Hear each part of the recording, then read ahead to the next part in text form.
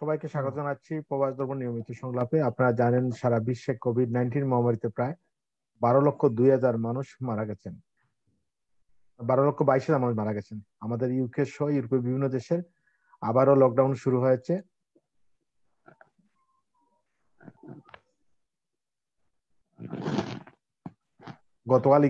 গতকালকে ইউকেতে প্রায় 495 জন মানুষ মারা গেছেন, প্রায় 22,000 মানুষ আক্রান্ত হয়েছেন নতুন ভাবে। আমাদের প্রিয় মাতৃভূমি বাংলাদেশে আক্রান্ত মৃত্যু সংখ্যা দিন দিন বেড়েই চলছে। আর একই সাথে দেশের বেকার সমস্যা, দ্রব্যমূল্য ঊর্ধ্বগতি, মানুষের মধ্যে হতাশা বিরাজ করছে। এছাড়াও মধ্যপ্রাচ্যের প্রায় 1 লক্ষ প্রবাসী ভিসার মেয়াদ ও বিমানের টিকিটের কারণে নিজ কর্মস্থলে ফিরতে পারছেন না। এই জন্য আমরা প্রবাসীরা গভীর উদ্বেগ উৎকণ্ঠায় আছি। কি হচ্ছে বাংলাদেশে তা জানতে আজকের এই সংলাপ। আজকের বিষয় হচ্ছে সমসাময়িক বাংলাদেশ। আজকে আমাদের অতিথি প্যানেলে আছেন মাননীয় সংসদ সদস্য, সাবেক ছাত্রনেতা, আওয়ামী লীগ নেতা জনাব নজরুল ইসলাম বাবু এমপি, উনি সংযুক্ত হবেন। সাথে আছেন বিএনপির কেন্দ্রীয় সাংগঠনিক সম্পাদক, সাবেক ছাত্রনেতা জনাব ইমরান সালেম প্রিন্স। আমাদের সাথে আছেন বাংলাদেশের কমিউনিস্ট পার্টির কেন্দ্রীয় কমিটির সদস্য ডিএসকে এর প্রধান নির্বাহী ডাক্তার দিবালু সিংহ। আমাদের সাথে আছেন সাউথ ইস্ট ইউনিভার্সিটির আইন ও বিচার বিভাগের চেয়ারম্যান মোহাম্মদ জাহিদ মুস্তফা। আমাদের সাথে আছেন প্রবাস দর্পণ জর্দান প্রতিনিধি মোহাম্মদ রাশেদ। আমাদের সাথে আছেন প্রবাস দর্পণ চট্টগ্রাম ব্যুরো প্রধান শাহরি হাসান। আমরা প্রতিদিন আমাদের কোভিড-19 এর আপডেট দিয়ে আমাদের অনুষ্ঠান শুরু করি। আজকে আমরা কোভিড-19 এর আপডেট জানতে যাব আমাদের প্রবাস দর্পণ চট্টগ্রাম ব্যুরো প্রধান শাহরি হাসানের কাছে। ধন্যবাদ জানাই আপনাকে। বরাবরের মতো আজও বলি, সরকারি যে তথ্য বিবরণী আমাদের সংবাদ মাধ্যমে সরবরাহ করা হয় সেটার ভিত্তিতে কোভিড-19 সর্বশেষ পরিস্থিতিটা আমরা আপনাদের কাছে উপস্থাপন করে থাকি। ব্যক্তিগতভাবে যেহেতু আমাদের অনুসন্ধানের কোনো সুযোগ নেই, সরকারি ভাষ্য মতে যে তথ্য আমরা পেয়ে থাকি সেটাই আপনাদেরকে জানিয়ে থাকি, এবং সেই তথ্য বিবরণী অর্থাৎ প্রেস বিজ্ঞপ্তিটা আমরা পেয়ে থাকি দুপুর নাগাদ, অথবা সিভিল সার্জন অফিস থেকে আমাদের কাছে সেটি সকালে দেওয়া হয়। 24 ঘন্টা বলতে আমরা বুঝবো আজ সকালের পূর্ববর্তী 24 ঘন্টা। 114টি পরীক্ষাগারে গত 24 ঘন্টায় বাংলাদেশে নমুনা পরীক্ষা করা হয়েছে কোভিড-19 15,225টি। এতে কোভিড-19 শনাক্ত করা হয়েছে 1,842 জনকে। দুঃখজনকভাবে কোভিড-19 আক্রান্ত হয়ে গেল 24 ঘন্টায় মৃত্যুবরণ করেছেন 17 জন। ঘরে হাসপাতালে বিভিন্নভাবে চিকিৎসা নিয়ে কোভিড-19 থেকে ফিরে এসে সুস্থ হয়েছেন 1,891 জন গত 24 ঘন্টায়। আইসোলেশন নেওয়া হয়েছে গেল 24 ঘন্টায় 176 জনকে। আইসোলেশন থেকে ছাড় দেওয়া হয়েছে 152 জনকে। জানিয়ে রাখি, বাংলাদেশে এই পর্যন্ত কোভিড-19 পরীক্ষা করার জন্য নমুনা সংগ্রহ করা হয়েছে 24,04,902টি। এতে শনাক্ত হয়েছে 4,16,006 জনের শরীরে কোভিড-19। মৃত্যুবরণ করেছেন এ পর্যন্ত কোভিড-19 আক্রান্ত হয়ে বাংলাদেশে 6,021 জন। এ পর্যন্ত সুস্থ হয়েছেন বিভিন্নভাবে 3,33,588 জন। আইসোলেশনে বর্তমানে আছেন 12,079 জন। আইসোলেশনে সর্বমোট নেওয়া হয়েছিল, ছাড় দেওয়া হয়েছে 74,819 জনকে। এই ছিল বাংলাদেশের কোভিড-19 নিয়ে সর্বশেষ তথ্য। একটু যুক্ত করি চট্টগ্রামে নমুনা পরীক্ষা করা হয়েছে 1,029টি, শনাক্ত হয়েছে 96 জন। এ পর্যন্ত কোভিড-19 আক্রান্তের সংখ্যা চট্টগ্রামে 21,556 জন। গেল 24 ঘন্টায় কোনো মৃত্যুবরণের সংবাদ আমাদের কাছে আসেনি, কিন্তু এই অবধি চট্টগ্রামে কোভিড-19 আক্রান্ত হয়ে 306 জন মৃত্যুবরণ করেছেন। এ পর্যন্ত সুস্থ হয়েছেন কোভিড-19 আক্রান্ত হওয়ার পর 16,660 জন গত পরশুদিন পর্যন্ত। এই ছিল কোভিড-19 নিয়ে বাংলাদেশ এবং আলাদাভাবে চট্টগ্রামের সর্বশেষ চিত্র। ধন্যবাদ জানাই সবাই। ধন্যবাদ শাহরিয়ার ভাই। আবার আসবো আপনার কাছে। আমাদের সাথে সংযুক্ত আছেন প্রবাস দর্পণ জর্দান প্রতিনিধি রাশেদ কাদের। রাশেদ কাদের, আমরা জানি কোভিড-19 এর কারণে বাংলাদেশে অনেক মানুষ আটকা পড়েছেন, যাদের ভিসার মেয়াদ শেষ হয়ে গেছে, আবার অনেকে বিমানের টিকিটের অভাবে আসতে পারতেছেন না। বর্তমান আপনার জর্দানের কি অবস্থা, একটু যদি আমাদের আপডেটটা দেন, সর্বশেষ আপডেট। ধন্যবাদ।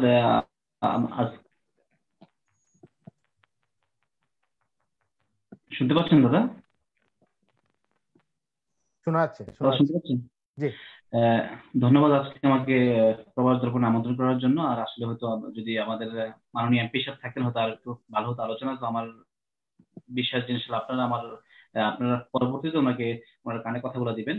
আর জর্ডানের পরিস্থিতি কিন্তু এখন বেশি একটা ভালো না, আগের চেয়ে কিন্তু কোভিড-19 এখন পরিস্থিতি খুবই খারাপ অবস্থা। এখন আলহামদুলিল্লাহ বাংলাদেশিরা মোটামুটি সুস্থ আছে আলহামদুলিল্লাহ, হয়তো কয়েকজন এফেক্টেড হয়েছিল, তারা আলহামদুলিল্লাহ ভালো হয়ে এখন কাজে ফিরছে। আসলে যে প্রবাস দর্পণের মাধ্যমে আপনাদের যে সবাইকে একটা মেসেজ দিতে চাই যে বাংলাদেশের ছুটিতে যে সমস্ত প্রবাসীরা জর্ডান থেকে আটকে পড়েছে, তাদের জন্য কিন্তু আমাদের মাননীয় রাষ্ট্রদূত আপ্রাণ চেষ্টা করছে, এবং আমাদের দূতাবাসের পক্ষ থেকে কিছু চেষ্টা করা হচ্ছে, আপ্রাণ চেষ্টা করা হচ্ছে যে তাদেরকে কিভাবে আবার জর্ডানে ফিরিয়ে আনা যায়। এই ব্যাপারে কিন্তু আমাদের মাননীয় রাষ্ট্রদূত গত কয়েকদিন আগে শ্রম সচিব সাহেবের সাথে দেখা করছেন। আর এদেশে আপনি যে নবনির্বাচিত যে আপনার যে মন্ত্রিপরিষদ গঠন করা হয়েছে, আমাদের এই যে এখন যে যে নতুন শ্রমমন্ত্রী সাহেবের সাথে কিন্তু ওনার অফিসের যে আমাদের মাননীয় রাষ্ট্রদূত নাহিদা সুবহান উনি দেখা করছে, এবং ওনাকে আশ্বস্ত দিয়েছে যে আমাদের যে যারা বাংলাদেশে যে আটকে আছে তাদেরকে কিভাবে আনা যায়, এবং যে নতুন ভিসার সম্বন্ধে আপনারা জানেন হয়তো যে হাউসম্যানের ভিসাগুলো কিন্তু এখন খোলা আছে জর্ডানের জন্য। এটা আমাদের জন্য খুব ভালো একটা খবর। আর আসলে আমি প্রবাসীদের পক্ষ থেকে কয়েকটা কথা বলবো, যে আমাদের আসলে আমাদের সকল প্রবাসী, শুধু জর্ডান প্রবাসী না, সকল প্রবাসীদের প্রাণের দাবি যে দেখেন যাদেরকে বলা হয় রেমিটেন্স যোদ্ধা, যারা আমাদেরকে সরকার সবসময় বলতেছে রেমিটেন্স যোদ্ধা, আমাদের টাকায় দেশ চলে, এই চলে সে চলে, ওকে আমরাও মানতেছি।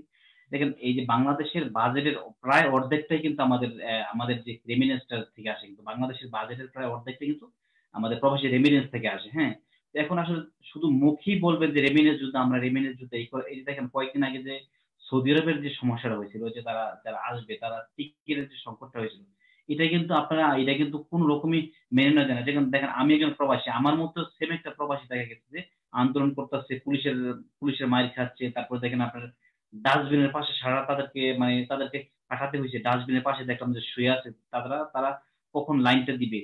কেন সরকারের কাছে কি কোনো ডাটাবেজ নাই যে যারা প্রবাস থেকে গেছে তাদেরকে একটা ডাটাবেজ করে তাদেরকে আসলে ইনফরমেশন করার জন্য, যে তাদেরকে আমরা তথ্য দিব। সরকারের কাছে তো ইমিগ্রেশনে কিন্তু আমাদের সব তথ্যগুলো আছে, কে ছুটিতে গেছে, কতদিন থাকবে, এবং কোন দেশ থেকে গেছে।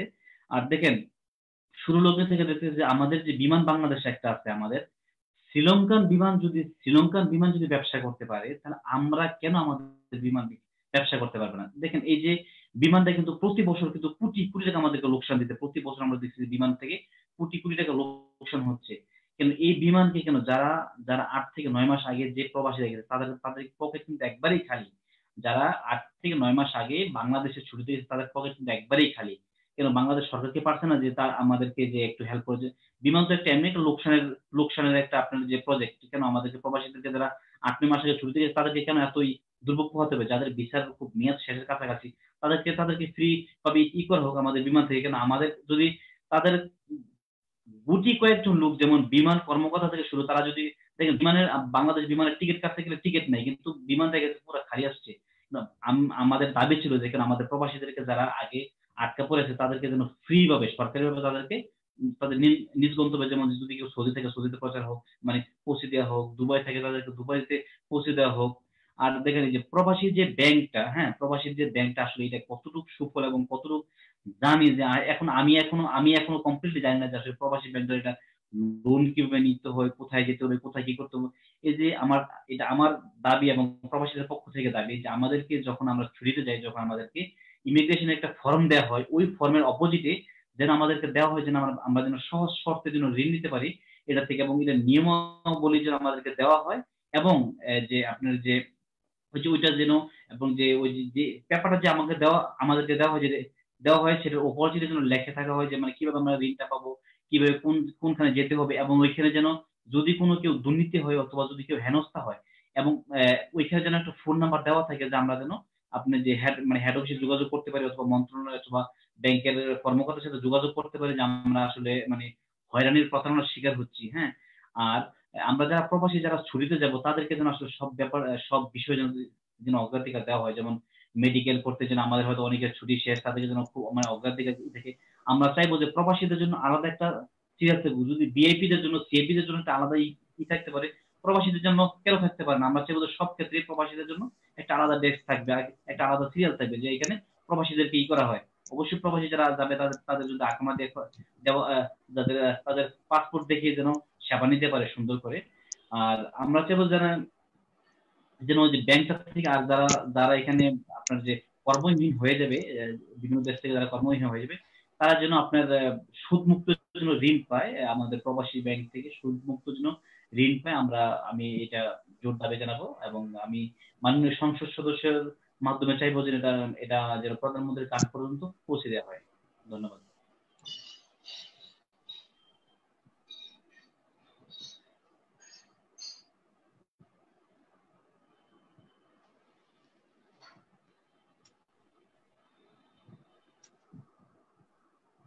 ধন্যবাদ রাশিদ কাদের, ধন্যবাদ। আমরা আসলে মাননীয় এমপি মহোদয় কিছুক্ষণ মধ্যে ঢুকবেন, উনি একটু ট্রাফিক জ্যামে আছেন, যার ফলে ওনার সাথে কথা বলতেছিলাম। আমি একটু যাবো এখন। আমাদের সাথে আছে সাউথ ইস্ট ইউনিভার্সিটির আইন ও বিচার বিভাগের চেয়ারম্যান জাহিদ মুস্তফা, যিনি একই সাথে আপনার জানি আমরা যে সুপ্রিম কোর্টের আইনজীবী এবং দীর্ঘদিন যাবত এই পেশায় আছেন। আমি একটু জানতে চাই জাহিদ মুস্তফা, আপনাকে একটু আনমিট করতে হবে, মিউট করা।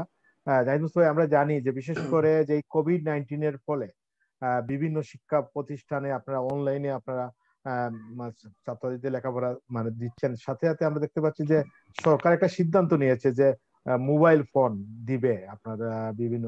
তো এই ব্যাপারটা আপনারা কি মনে করেন? এবং আমরা আরেকটা জিনিস দেখতে পেলাম, আমরা জানতে চাই বিশেষ করে আমরা সরকার যে আপনার মানে যে পরীক্ষাটা রেজাল্টটা দিয়ে দিল এসএসসি পরীক্ষার মানে অটো প্রমোশন, এবং এটা নিয়ে মানুষের মধ্যে বিভিন্ন ধরনের আপনার ইয়ে আছে, মতামত আছে যে এটা দেওয়া ঠিক করেনি সরকার।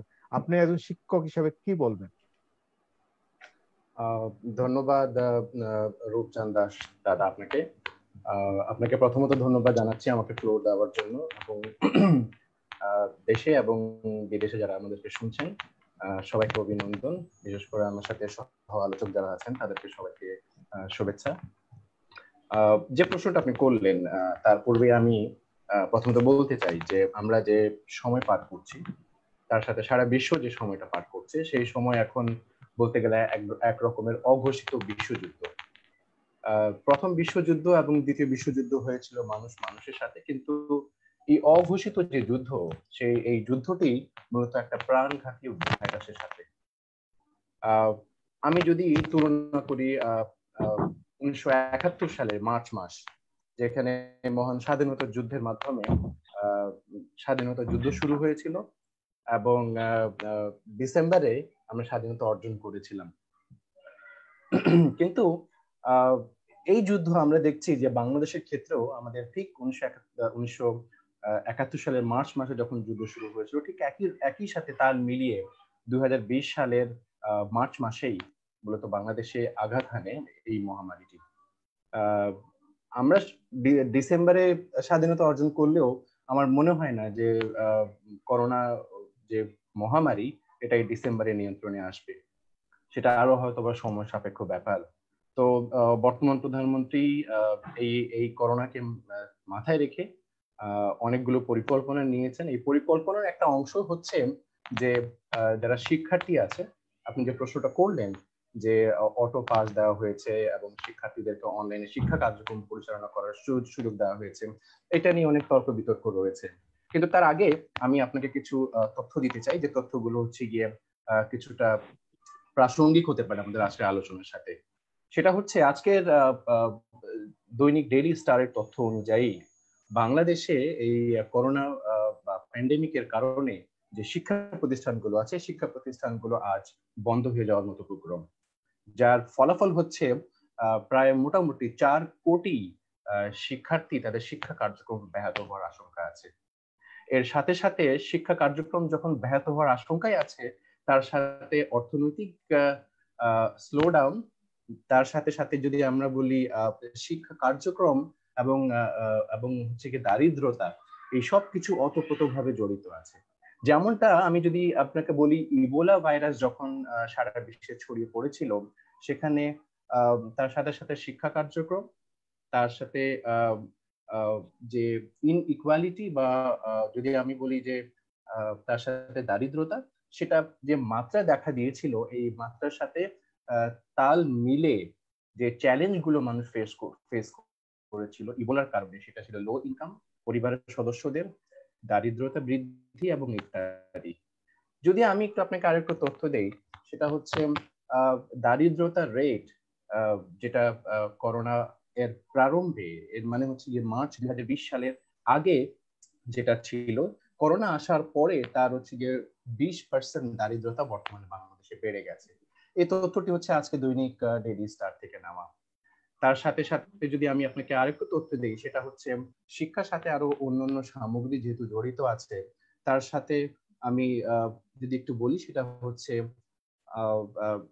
যদি শিক্ষা যদি না পায় ছাত্রছাত্রীরা, সেক্ষেত্রে দারিদ্রতা তো বাড়বেই, এবং এই দারিদ্রতাকে প্রশমন করার জন্য পরিবারের সদস্যরা চাইবেন যেন তার যে ছেলে মেয়েরা আছে, কোমলমতি শিক্ষার্থীরা আছে, তাদেরকে কোনো না কোনো কাজে জড়িত করার জন্য, যার কারণে শিশু শ্রমটা বেড়ে যাবে। এবং শিশু শ্রম যখন বেড়ে যাবে, তখন তার সাথে পভার্টিকে ডিলিমিট করার জন্য পিতামাতা সবসময় চাইবে যে হয়ে যায়। তো এই তথ্য অনুযায়ী যদি আর একটু যোগ করি, সেটা হচ্ছে গিয়ে 0.7% শিশু শ্রম বেড়ে যাবে এই করোনা পরবর্তী যে ইম্প্যাক্ট আছে সেটার জন্য। তো সবকিছুর সাথে যদি একটু মিল করে বলি যে শিক্ষা, দারিদ্রতা, শিশু শ্রম এবং অন্যান্য সকল কিছু, যে কারণে বর্তমান প্রধানমন্ত্রী একটা বিচক্ষণ সিদ্ধান্ত নিয়েছেন যে অটো পাস, কারণ কখন এই পরীক্ষা নেওয়া হবে, তার রেজাল্ট দেওয়া হবে, যে কারণে অটো পাস সিদ্ধান্তটা দেওয়া হয়েছে। এবং এটা শুধুমাত্র আমাদের দেশে নয়, পৃথিবীর অন্যান্য পার্শ্ববর্তী দেশগুলো একই সিদ্ধান্ত নিয়েছে। তো যেহেতু আমাদের আমাদের এই বর্তমান পরিস্থিতি কখন উত্তরণ হবে সেটা আমরা নিজেরও জানি না, এটার প্রতিষেধক কখন আসবে তাও জানি না, এটার চিকিৎসা ব্যবস্থা এখন বর্তমানে নেই, যে কারণে সবকিছু চিন্তা করে যে সিদ্ধান্তটা নেওয়া হয়েছে, সেক্ষেত্রে আমরা কি দমে থাকবো? আমরা জাতি হিসেবে তো স্বাধীনতা যুদ্ধের সময় চুপ করে থাকিনি, আমরা বসে থাকিনি। তাহলে একটা মহামারীর কাছে আমরা বসে না থেকে আমাদের যে স্বাভাবিক কার্যক্রম, আমাদের অর্থনীতির যে চাকা, সেটাকে সচল রেখে আমরা আমরা আমাদের কার্যক্রমগুলো এগিয়ে নিতে হবে। তাহলেই হয়তো আমরা অর্থনৈতিক যে প্রবৃদ্ধি, তার সাথে হচ্ছে কি দেশের উন্নয়ন আমরা এগিয়ে নিতে পারবো। হ্যাঁ, প্রশ্ন হতে পারে ধন্যবাদ যে ধন্যবাদ জাহিদ মুস্তফা ভাই। আবার আসবো আপনার কাছে। আমি যাবো এখন বাংলাদেশের কমিউনিস্ট পার্টি কেন্দ্রীয় কমিটির সদস্য ডিএসকে নির্বাহী পরিচালক ডাক্তার দিবালক সিংহ। দিবালকদা, একটু আপনার ক্যামেরাটা অন করতে হবে। দিবালকদা, আমরা আজকে দেখতে পেলাম যে অক্সফোর্ড থেকে, আমি সমকালে কিছুক্ষণ দিলাম, অক্সফোর্ড থেকে 3 কোটি টিকা কিনেছে সরকার, এবং প্রতিটি টিকার দাম পড়ছে মানে ইংল্যান্ডের টাকায় 5 পাউন্ড করে। আপনি একজন চিকিৎসক, এবং আপনার, আমি জানি সারা বাংলাদেশে আপনাদের ডিএসকে মানুষকে, আপনার গরিব দুস্থ মানুষকে সেবা দিয়ে থাকেন আপনারা। তো কি বলবেন, এটা কি বাংলাদেশে কি বিনামূল্যে টিকাটা দেওয়া যাবে? এই একটা প্রশ্ন। একটা প্রশ্ন হচ্ছে যে কোভিড-19 এর কারণে আমাদের ইউরোপে, বিশেষ করে ইউরোপের অবস্থা খুবই খারাপ অবস্থা। ইউকেতে 495 জন মারা গেছেন, এর আগের দিন 400 মারা গেছেন, মৃত্যু সংখ্যাটা বাড়ছে। তো কি বলবেন, বাংলাদেশে কি এই কোভিড-19 এর আক্রান্ত সংখ্যা বাড়বে, বা কি অবস্থা, কি মনে হয় ডাক্তার হিসাবে, চিকিৎসক হিসাবে? ধন্যবাদ রূপক দা। আমাকে শোনা যাচ্ছে? জি, শোনা যাচ্ছে। জি। মানে আপনার এই অনুষ্ঠানে আমি আগেও এই কথাগুলি কিছুটা আলোচনা করেছি। প্রথম কথা হলো যে আপনি যে সংবাদটির প্রতি দৃষ্টি আকর্ষণ করেছেন, সেটা প্রায় 3 কোটি টিকার জন্য অক্সফোর্ড এবং ভারতীয় একটি প্রতিষ্ঠান এবং বেক্সিমকো, তারা মানে একটা চুক্তি স্বাক্ষর করেছে, এবং এইখানে ভারতীয় প্রতিষ্ঠানের হয়ে বেক্সিমকো এখানে এটা সরবরাহ করবে। তো কবে, মানে যখন টিকা আবিষ্কৃত হবে এবং বিশ্ব স্বাস্থ্য সংস্থা কর্তৃক অনুমোদিত হবে, তখনই এটা আসবে। এখন প্রসঙ্গ হলো যে এইটা 2টা করে ডোজ লাগবে আর কি, এক একজনের জন্য। তো 2টা করে ডোজ লাগলে আপনি 3 কোটি যদি কিনেন, তাহলে 1.5 কোটি ডোজ পাবেন আর কি।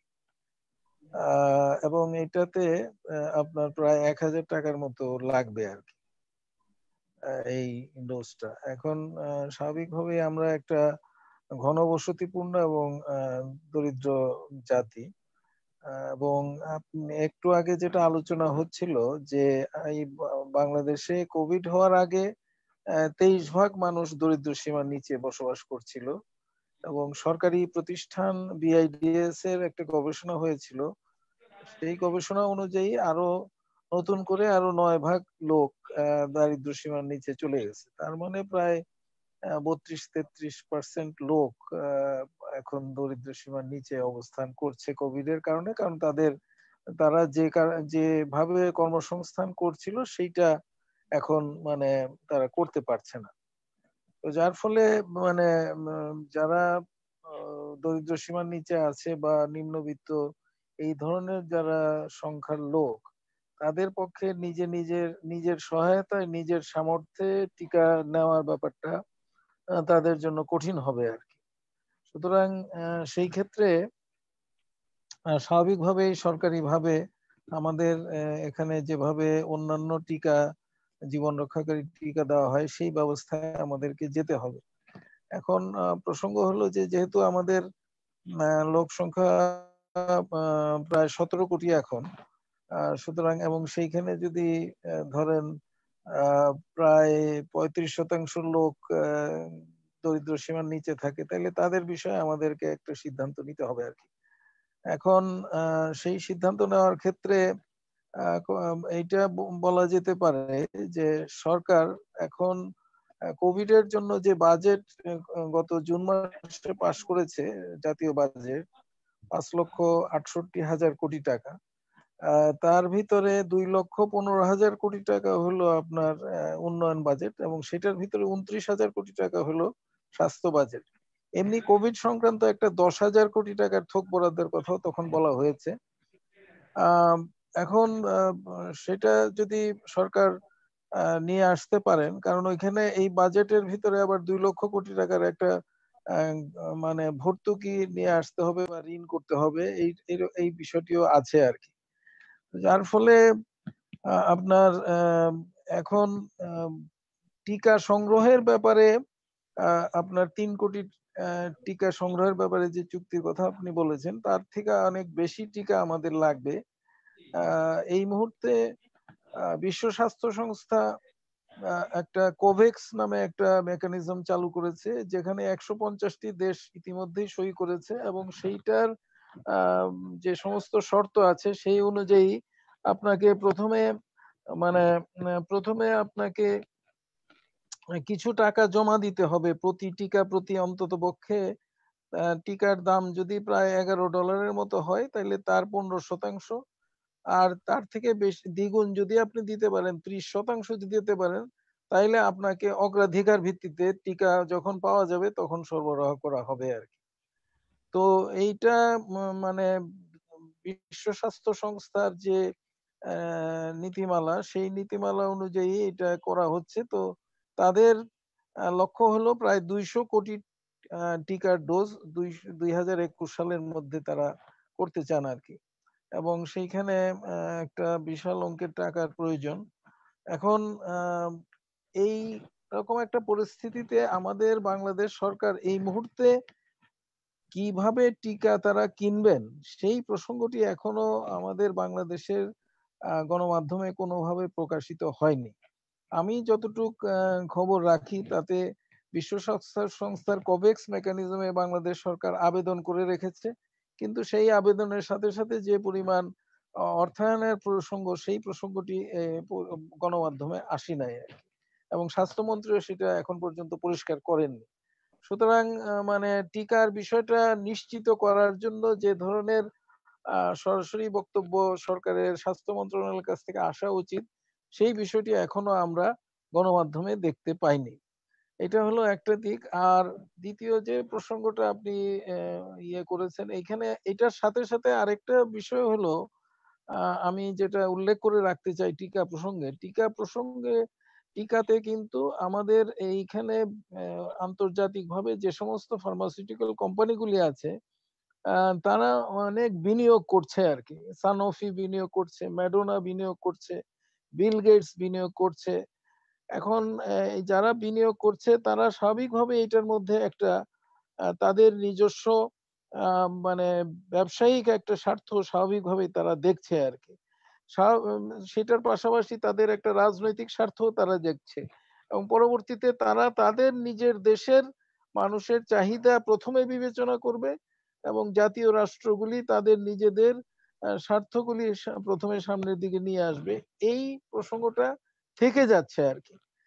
সুতরাং এইখানে আমরা যদি আমাদের রাষ্ট্রীয়ভাবে আমাদের জাতীয় বাজেটের ভিতর থেকে যদি এই ধরনের টিকার জন্য বরাদ্দ যথাযথভাবে না রাখি এবং সেটা যদি সংকুলান আমাদের না থাকে, সাধারণভাবে আপনি জানেন যে এখন বিশ্বব্যাপী যে টিকা সরবরাহ করা হয় তৃতীয় বিশ্বের দেশগুলিতে, সেইখানে গাভি অ্যালায়েন্স, যেখানে আপনার বিদেশি দাতা সংস্থাগুলি টাকা দিয়ে থাকে এবং সেই টাকা দিয়ে আমাদের দেশে যে টিকা আমরা সাধারণ মানুষকে সরকারি স্বাস্থ্য ব্যবস্থার ভিতর দিয়ে দেওয়া হয় সেইগুলি আমরা বিনা পয়সা দিয়ে থাকি। কিন্তু এখন পর্যন্ত এই কোভিড এর টিকার জন্য সরকার কিভাবে এটা অর্থায়ন করবে সেই প্রসঙ্গটি আমরা এখনো পরিষ্কার হতে পারিনি।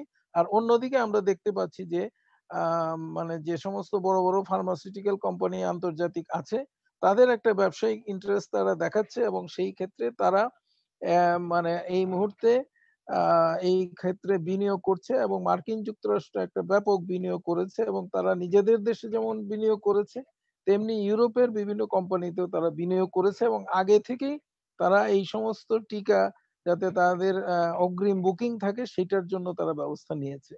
সুতরাং টিকার প্রসঙ্গটা মানে কিভাবে সহজলভ্য হবে সেই প্রসঙ্গটা 3 কোটি টিকার ডোজ মানে হলো 1.5 কোটি লোকের জন্য সেটা হবে আর কি। এই মুহূর্তে যদি আপনি আজকের খবরের প্রতি যেটা দৃষ্টি আকর্ষণ করেছেন সেটা থেকে যেটা বোঝা যাচ্ছে।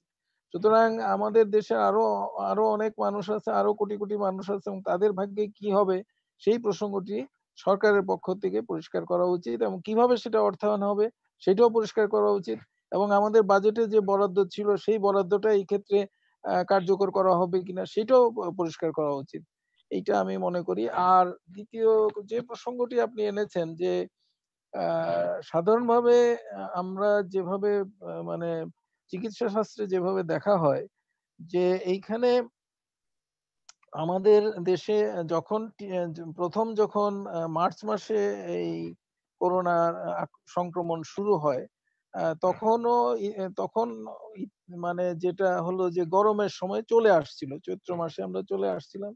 সুতরাং এরপরে গ্রীষ্ম গিয়েছে এবং গ্রীষ্মের পরে বর্ষা এবং মোটামুটি আমরা একটা মানে শীতের মধ্যে প্রবেশ করছি এখন।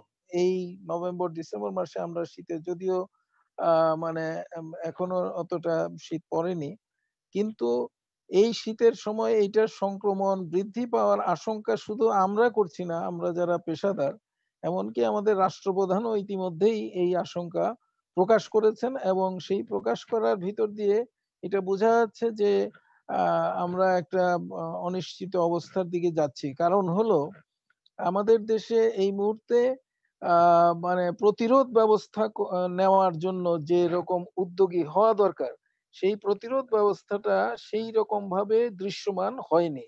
অর্থাৎ আমি বলতে চাচ্ছি যে আমাদের দেশে আপনার স্বাস্থ্য ব্যবস্থার যে কাঠামো সেই কাঠামোর ভিতরে আপনার মানে ওয়ার্ড ভিত্তিক হলো আপনার কমিউনিটি ক্লিনিক, তারপরে হলো আপনার ইউনিয়ন স্বাস্থ্য সেবা কেন্দ্র, তারপরে হলো উপজেলা স্বাস্থ্য কমপ্লেক্স, তারপরে হলো জেলা মানে স্বাস্থ্য সেবা ব্যবস্থা এবং তারপরে কেন্দ্রীয় স্বাস্থ্য সেবা ব্যবস্থা। এখন আমরা দেখতে পাচ্ছি যে কমিউনিটি ক্লিনিক পর্যায়ে কোভিডকে প্রতিহত করার জন্য যে ধরনের উদ্যোগ নেওয়া দরকার, অর্থাৎ সহজ কথায় বললে যে মানুষকে মানে এই ব্যাপারে সচেতন করা এবং আমাদের মানুষের সাথে তার যে একটা যোগাযোগ কৌশল সেই যোগাযোগ কৌশলটা মানে সংযোগ স্থাপন করা, সেই ব্যাপারটা এখন পর্যন্ত আমরা দেখতে পাচ্ছি না। এবং সাধারণভাবে মানুষের বিশ্বাস হলো যে এটা একটা মহামারী এবং এই মহামারী যদি এখন আসে তাহলে তো করার কিছু নেই, এটার কোনো প্রতিষেধকও নেই, এটার কোনো মানে ওষুধও নেই। সুতরাং এক সৃষ্টিকর্তার উপরে নির্ভর করা ছাড়া তো আর কোনো কিছুই করার নেই। এইরকম একটা মানে অবস্থার ভিতরে মানুষের মনের ভিতরের কথাটা এইরকম এবং যার ফলে এই দেশে আপনি প্রত্যন্ত অঞ্চলে বা বিভিন্ন জায়গায় যত যাবেন দেখতে পাচ্ছেন যে মানুষ মাস্কও ব্যবহার করা কমিয়ে দিয়েছে এবং মানে এই ধরনের যে শারীরিক দূরত্ব বজায় রাখা অথবা বারে বারে সাবান দিয়ে হাত ধোয়া এই বিষয়গুলিতে তেমন গুরুত্ব দিচ্ছে না। এবং অন্যদিকে স্বাস্থ্য সেবা ব্যবস্থার পক্ষ থেকে এই ব্যাপারে যে জনসাধারণকে সচেতন করার কাজটা, সেই কাজটাও মানে আমরা শক্ত করতে পারিনি। এবং সেইখানে যেহেতু এটা শক্ত করতে পারিনি, সুতরাং আমাদের এখানে কোথায় এই সংক্রমণটা বেশি হবে সেই প্রসঙ্গটি একটা নজরদারি ব্যবস্থা জোরালো না করলে সেটা আপনি কিছুতেই বুঝতে পারবেন না। এখন সেই নজরদারি ব্যবস্থাটাও জোরালো করা হয়নি। আর দ্বিতীয় কথা হলো যে আমাদের দেশের সাধারণ মানুষের সাথে সংযোগ স্থাপনকারী যে যোগাযোগ কৌশল, সেইটাকেও আমরা গুরুত্ব এখন পর্যন্ত দেইনি। এবং এই পুরা প্রতিরোধ ব্যবস্থায় সাধারণ মানুষের যে একটা অংশগ্রহণ প্রয়োজন, সেই অংশগ্রহণ থেকেও আমরা পিছিয়ে আছি। সুতরাং যার ফলে আমরা দেখতে পাচ্ছি যে একটা মানে শীতের সময় যদি সংক্রমণের হার বৃদ্ধি পায়, সেই সংক্রমণের হার বৃদ্ধি পেলে সেইটার বিরুদ্ধে প্রতিরোধ গড়ে তোলার মতো পরিস্থিতি আমাদের স্বাস্থ্য সেবা ব্যবস্থা এই মানে মার্চ থেকে এ পর্যন্ত সময়ে তারা সেইভাবে গড়ে তুলতে পারেনি। মূলত আমাদের এইখানে আমরা স্বাস্থ্য সেবা ব্যবস্থার ভিতরে দেখলাম যে চরম দুর্নীতি মানে একটা প্রকাশ হয়েছে। এবং স্বাস্থ্য সেবা ব্যবস্থার ভিতরে এটা তো সবাই জানে এখন যে মানে বিভিন্ন ধরনের কেনাকাটা যেগুলি হয়েছে, সেই কেনাকাটাতে যা কিনছেন স্বাস্থ্য মন্ত্রণালয় অথবা স্বাস্থ্য অধিদপ্তর, সেইগুলি সরবরাহ না করে খালি বাক্স সরবরাহ করে 400 কোটি টাকা উঠিয়ে নিয়েছে। এটা শুধু আমি একটা উদাহরণ দিলাম যে মানে কি ধরনের দুর্নীতি এই সময়কালে আমাদের স্বাস্থ্য সেবা ব্যবস্থার ভিতরে ঘটেছে আর কি।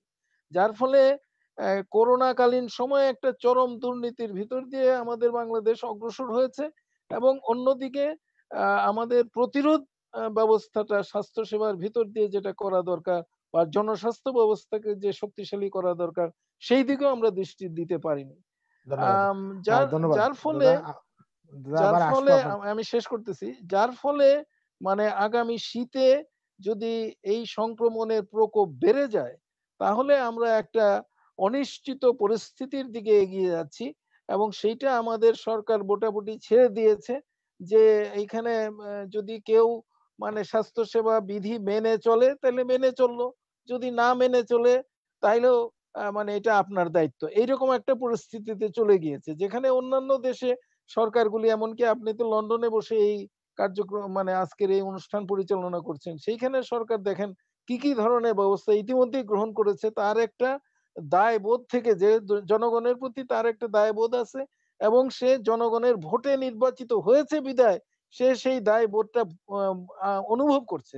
কিন্তু আমাদের এখানে আপনি আমরা সবাই জানি যে সেই 18 সালের ইলেকশন থেকে শুরু করে যেভাবে জবাবদিহিতা এবং দায়বদ্ধতার জলাঞ্জলি আমরা দিয়েছি, যার ফলে আর সেই দায়বদ্ধতা সরকারের থাকছে না। সুতরাং জনগণকে একটা অনিশ্চিত অবস্থার উপরে ছেড়ে দিয়ে বাংলাদেশের সরকার অগ্রসর হচ্ছে। এইটুকুই আমি মন্তব্য করতে চাই। ধন্যবাদ ধন্যবাদ জানাচ্ছি। আবার আসবো। আমাদের সাথে সংযুক্ত হচ্ছেন মাননীয় সংসদ সদস্য জনাব নজরুল ইসলাম বাবু এমপি। ওনার বাবু একটু কাইন্ডলি ক্যামেরাটা অন করতে হবে আপনার। আমি যাব এখন বিএনপির কেন্দ্রীয় সাংগঠনিক সম্পাদক এবং সাবেক ছাত্রনেতা সৈয়দ ইমরান সালেহ প্রিন্স ভাই। প্রিন্স ভাইয়ের কাছে। প্রিন্স ভাই, আমরা দেখতে পাচ্ছি আমাদের যেমন অনেক তথ্যগুলো দিলেন আমাদের ডাক্তার দিবালোক সিংহ। এখন কোভিড-19 নিয়ে আপনাকেও নিয়ে আমরা অনেক প্রোগ্রাম করেছি, জনগণের সচেতন করার জন্য বলেছি, কিন্তু আমরা দেখেছি জনগণ সচেতন হয়নি। এখন অনেকে মাস্ক পরে নাই। এবং বর্তমান অবস্থায় আবার কোভিড-19 বিশেষ করে আমাদের ইউরোপে বাড়ছে, আমরা মনে হয় বাংলাদেশে বাড়ার সম্ভাবনা রয়েছে, আজকে আক্রান্ত বৃদ্ধি পেয়েছে। তো কি বলবেন প্রিন্স ভাই, কি করা উচিত? ধন্যবাদ আজকের এই শোতে আমাকে আমন্ত্রণ জানানোর জন্য। একই সাথে যারা আলোচক হিসাবে আছেন তাদেরকে শুভেচ্ছা, যারা দর্শক দেখছেন শুনছেন তাদেরকে শুভেচ্ছা জানাচ্ছি। আসলে করোনার ব্যাপারে এখন আর বলতে ইচ্ছা করে না, কারণ আমরা রাজনৈতিক দল, চিকিৎসক, বিশেষজ্ঞ, তারপরে গুণী ব্যক্তি যারা রয়েছেন, পত্র পত্রিকা, আমরা যা অনেক বলেছি, কিন্তু কোনো কথায় কিন্তু কর্ণপাত কেউ করছে না। এখন আপনি মনে করেন এই যে বলছেন যে ঢাকায় সারা বিশ্বে বাড়ছে কোভিড, সারা বিশ্বের সাথে কিন্তু ঢাকাতেও বাড়ছে, বাংলাদেশেও বাড়ছে। আমরা আমাদের আশেপাশে তাকিয়ে যখন দেখছি, প্রতিদিনই কিন্তু পরিচিত জনদের আক্রান্তের খবর কিন্তু আমরা পাচ্ছি। আমরা দলীয় ভাবেও আমরা পাচ্ছি। যেমন আমাদের দলের কথা যদি বলেন, গত 7 দিনে আমাদের প্রায় 17 জন কেন্দ্রীয় নেতা আক্রান্ত হয়েছে। দলের জাতীয় স্থায়ী কমিটির সদস্য মির্জা আব্বাস, তার স্ত্রী, আমাদের আরেক সদস্য জাতীয় স্থায়ী কমিটি ইকবাল হাসান মাহমুদ টুকু, আমাদের দলের ভাইস চেয়ারম্যান মোহাম্মদ শাহজাহান, আমাদের দলের 2 সাংগঠনিক সম্পাদক ফজলুল হক মিলন, শামা, ওবায়েদ সহ প্রায় 17 জন কেন্দ্রীয় নেতা কিন্তু আক্রান্ত। শুধু আমাদের দলের কেন্দ্রীয় নেতার কথা বলছি। তারপরে আত্মীয় স্বজন, আমি যে বিল্ডিং এ থাকি সেই বিল্ডিং এর আমার পাশের ফ্ল্যাটের একজন লোক আক্রান্ত হয়েছে গত পরশুদিন। এই আক্রান্তের সংখ্যা কিন্তু ঢাকায় বাংলাদেশে বাড়ছে, কিন্তু এটার কিন্তু কোনো মানে প্রচার নাই। সরকার যে সংখ্যা দেয় এই সংখ্যাতে মানুষের কোনো আস্থা নাই, বিশ্বাস নাই। কারণ আমি তাকিয়ে দেখছি আমার আশেপাশে সবাই আক্রান্ত হচ্ছে, সরকারের এই সংখ্যার সাথে কিন্তু সেটা মিলছে না। যদিও গত কয়েকদিন আগে আমরা একটি পত্রিকায় দেখেছি যে তারা বলেছে বাংলাদেশে ঢাকা শহরে শুধু গত 1 মাসে 30 ভাগ আক্রান্তের সংখ্যা বেড়েছে, কিন্তু সরকারের সেই সংখ্যার সাথে কিন্তু এই মানে মিলছে না। এমনকি সরকারের একটি সংস্থা আইসিডিডিআরবি তারা আপনার গত মাসে একটি পরিসংখ্যান দিয়েছে, যেটা ফলাও করে প্রকাশ হয়েছে যে ঢাকা শহরের প্রায় 45 ভাগের উপরের মানুষ আপনার এই কোভিডে আক্রান্ত হয়েছে, কিন্তু সরকারের সেই সংখ্যার সাথে কিন্তু এই আক্রান্তের সংখ্যা মিলছে না।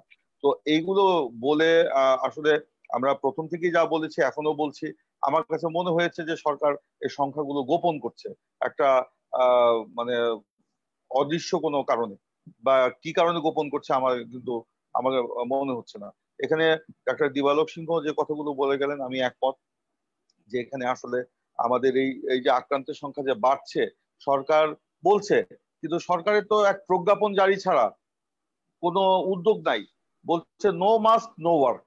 তো নো মাস্ক নো ওয়ার্ক যদি প্রজ্ঞাপনের মধ্যেই সীমাবদ্ধ থাকে, কার্যক্রমে যদি সীমাবদ্ধ না থাকে, তাহলে তো হবে না। সাধারণ মানুষের উপর দোষ দিয়ে কিন্তু লাভ নাই। বাংলাদেশের মানুষ গ্রামগঞ্জে যারা থাকে, মফস্বলে যারা থাকে, এমনকি শহরেও যারা নিম্ন মধ্যবিত্ত বা নিম্নবিত্ত মানুষ, তারা তো এখন মানে জীবিকার কারণে আপনার ছুটছে। আর এই যে আপনার দারিদ্র সীমার নিচের মানুষের কথা বলছেন, সরকারি যে হিসাব সেই হিসাবের থেকে আরো বেশি দারিদ্র সীমার নিচে মানুষ চলে গেছে। আজকে যে একটু আগে একজন বিশ্ববিদ্যালয়ের একজন শিক্ষক বললেন, ডেইলি স্টার পত্রিকায় বের হয়েছে যে আরো 20 ভাগ মানুষ আপনার করোনার কারণে দারিদ্র সীমার নিচে চলে গেছে। বিভিন্ন পরিসংখ্যানে সেটা দেখা যাচ্ছে, সরকারের পরিসংখ্যানে কিন্তু সেগুলো নাই।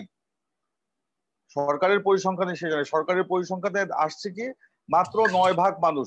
অতীতে যে সরকারের যে হিসাব দারিদ্র সীমা ছিল 23 ভাগ, এই করোনার পরে 9 ভাগ বেড়েছে। কিন্তু তা না, আমরা কিন্তু নিজের চোখেই দেখছি ঢাকা থেকে শহর থেকে গ্রাম মানুষ কিন্তু বাড়ি ভাড়া যারা করে থাকতো, কাজ হারিয়ে তারা কিন্তু গ্রামে চলে যাচ্ছে। প্রত্যেকটা বাড়িতে যায় দেখেন টুলেট টুলেট লেখা, বাড়ি ভাড়া নাই, মানুষ কিন্তু কাজ হারিয়ে গ্রামে চলে গেছে, মানুষের কাজ নাই। তো তারা তো দারিদ্র সীমার নিচে চলে গেছে। কিছুদিন আগেই তো আপনার মাস দুয়েক আগে অর্থনীতি সমিতির সভাপতি তিনি বললেন যে এই করোনা কারণে প্রায় 3 কোটি লোক বেকার হয়েছে। সরকারের হিসাবের সাথে এই হিসাব তো মিলে না। তো এই যে বলছেন যে আপনার দারিদ্র সীমার নিচে এই মানুষগুলো চলে গেছে, এদের কি হবে? এরা তো গ্রামে গিয়ে মফস্বলে গিয়ে তারা সব কর্মের জন্য ছুটছে। তারা মনে করছে সরকার সব ছেড়ে দিয়েছে, সরকারের কোনো চিত্ত বিকার নাই, তারা সব খুলে দিয়েছে, একমাত্র শিক্ষা প্রতিষ্ঠান ছাড়া সব খুলে দিয়েছে। সেখানে সামাজিক দূরত্ব মেনটেন করার কোনো বালাই নাই। তো সাধারণ মানুষ তো সেরকমই অসচেতন। আপনার ঢাকা বলেন, ময়মনসিংহ বলেন, হালুয়াঘাট বলেন, কিংবা চট্টগ্রাম বলেন, কিংবা সীতাকুণ্ড বলেন, যেখানেই যান দেখবেন যে আপনার সেখানে কিন্তু কেউ মাস্ক ব্যবহার করছে না। সরকারের তো একটা উদ্যোগ থাকতে হবে, প্রশাসনের তো একটা উদ্যোগ থাকতে হবে। তারা তো মাইকিং করতে হবে, তাদের যে জনপ্রতিনিধি তারা যেভাবেই নির্বাচিত হোক, দিনের ভোট রাতে করেই হোক কিংবা জালিয়াতি করেই নির্বাচিত হোক, তারা তো জনপ্রতিনিধি নামটা লিখছে। তো তাদের কি দায়িত্ব? প্রশাসনের কি দায়িত্ব? তারা কি মাইকিং করছে যে মাস্ক ছাড়া কেউ ঘুরবেন না? তারা কি এই ব্যাপারে কার্যকর কোনো পদক্ষেপ নিচ্ছে না। তারাও কিন্তু সবকিছু গড্ডালিকা প্রবাহে এটা কিন্তু নিজেদের ভাসিয়ে দিয়েছে। তো এই যে সরকারের যে একটা দুর্বলতা, সরকারের যে একটা দায়িত্বহীনতা, যেটা দিবালোক সিংহ বললেন, যে এই সরকার তো জনগণের নির্বাচিত সরকার নয়, তারা তো জনগণের ভোটে ক্ষমতায় আসে নাই, তারা তো তাদের নিজেদের গৃহপালিত বা তাদের অনুগত প্রশাসনের মাধ্যমে তাদের সেই আপনার তাদের যারা স্টেক হোল্ডার তাদের তাদের মাধ্যমে জালিয়াতি করে তারা ক্ষমতা এসছে। জনগণের ভোটে যদি নির্বাচিত হয়, যেটা আপনার ব্রিটেনের সরকার কিংবা কানাডার সরকার কিংবা সিঙ্গাপুরের সরকার, তাদের জনগণের প্রতি দায়বদ্ধতা আছে বলেই তারা কিন্তু এই এই কোভিড এর কারণে জনগণকে রক্ষা করার জন্য তারা ব্যবস্থা নিয়েছে। আমাদের সরকারের তো সেই ব্যবস্থা নাই। আমাদের সরকারের সে ব্যবস্থা নেই। আজকে এগুলো কথা আমি আগেই বলেছি, এগুলো বলতে চাই না। অতীতে অনেক বলেছি, আপনার প্রোগ্রামে বলেছি, অনেক টক শোতে বলেছি। আমার কথা বাদ দেন, যারা সরকার গঠিত টেকনিক্যাল কমিটি, এই কোভিড প্রতিরোধের জন্য সরকার গঠিত টেকনিক্যাল কমিটি, সেই কমিটির আপনার সুপারিশ এই সরকার কি মেনেছে? একটি সুপারিশ মেনেছে? মানে নাই। তারাও তো এইভাবে অবারিতভাবে সব খুলে দেওয়ার বিপক্ষে ছিল। তারা স্টেটমেন্ট দিয়েছে অফিসিয়ালি, যেদিন স্টেটমেন্ট দিয়েছে তারপরের দিনই আপনার সরকার সব খুলে দিয়েছে। তো তারা সরকার কার পরামর্শ মানছে? সরকার গঠিত পরামর্শক কমিটির পরামর্শ সরকার মানে না। তো সরকার কার পরামর্শ? সরকার নিজেদের চিন্তায় একা চলনীতি অবলম্বন করে তারা যা ইচ্ছা তাই করছে। কেন করছে? ওই যে তারা হলো ফাঁপা বুলি দিয়েছিল, দেশের অর্থনীতি সিঙ্গাপুরের মতো হয়ে গেছে, দেশের অর্থনীতি কানাডার মতো হয়ে গেছে, বিশাল অর্থনীতি, বাংলাদেশ একটা উন্নয়নের শিখরে চলে গেছে। এখন এগুলো যদি বন্ধ থাকে, কাজকর্ম যদি বন্ধ থাকে, তাহলে তো তাদের এই ফাঁপা বুদ্ধি সবকিছু বেরিয়ে যাবে। এই জন্য তড়িঘড়ি করে কারো কোনো পরামর্শ না মেনে তারা নিজেরা একলা চলনীতি করতে গিয়ে সব খুলে দিয়ে তারা দেশকে একটা বিপর্যয়ের মধ্যে ঠেলে দিয়েছে এবং সবকিছু এই কোভিড এর তারা আজকে গোপন করছে।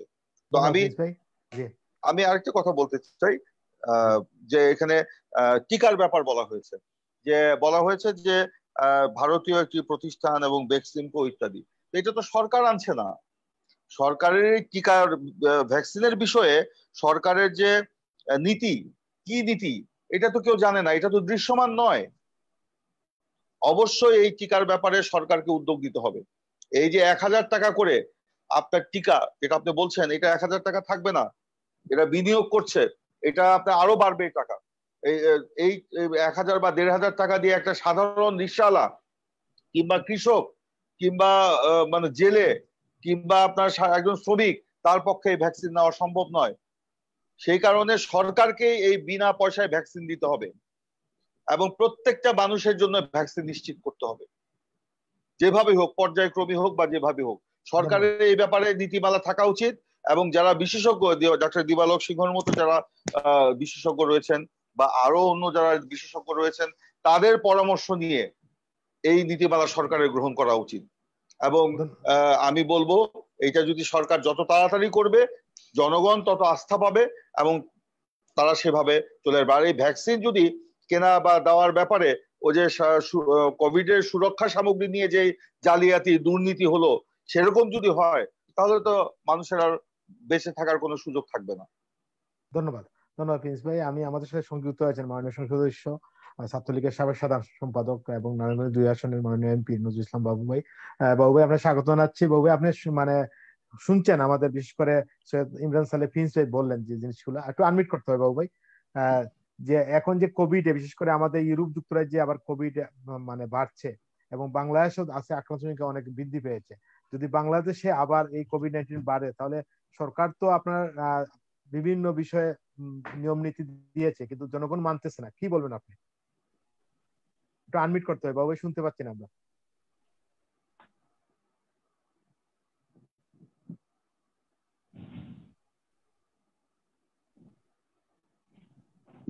বাবু ক্যামেরাটা অন করতে হবে, একটু আনমিট করতে হবে প্লিজ।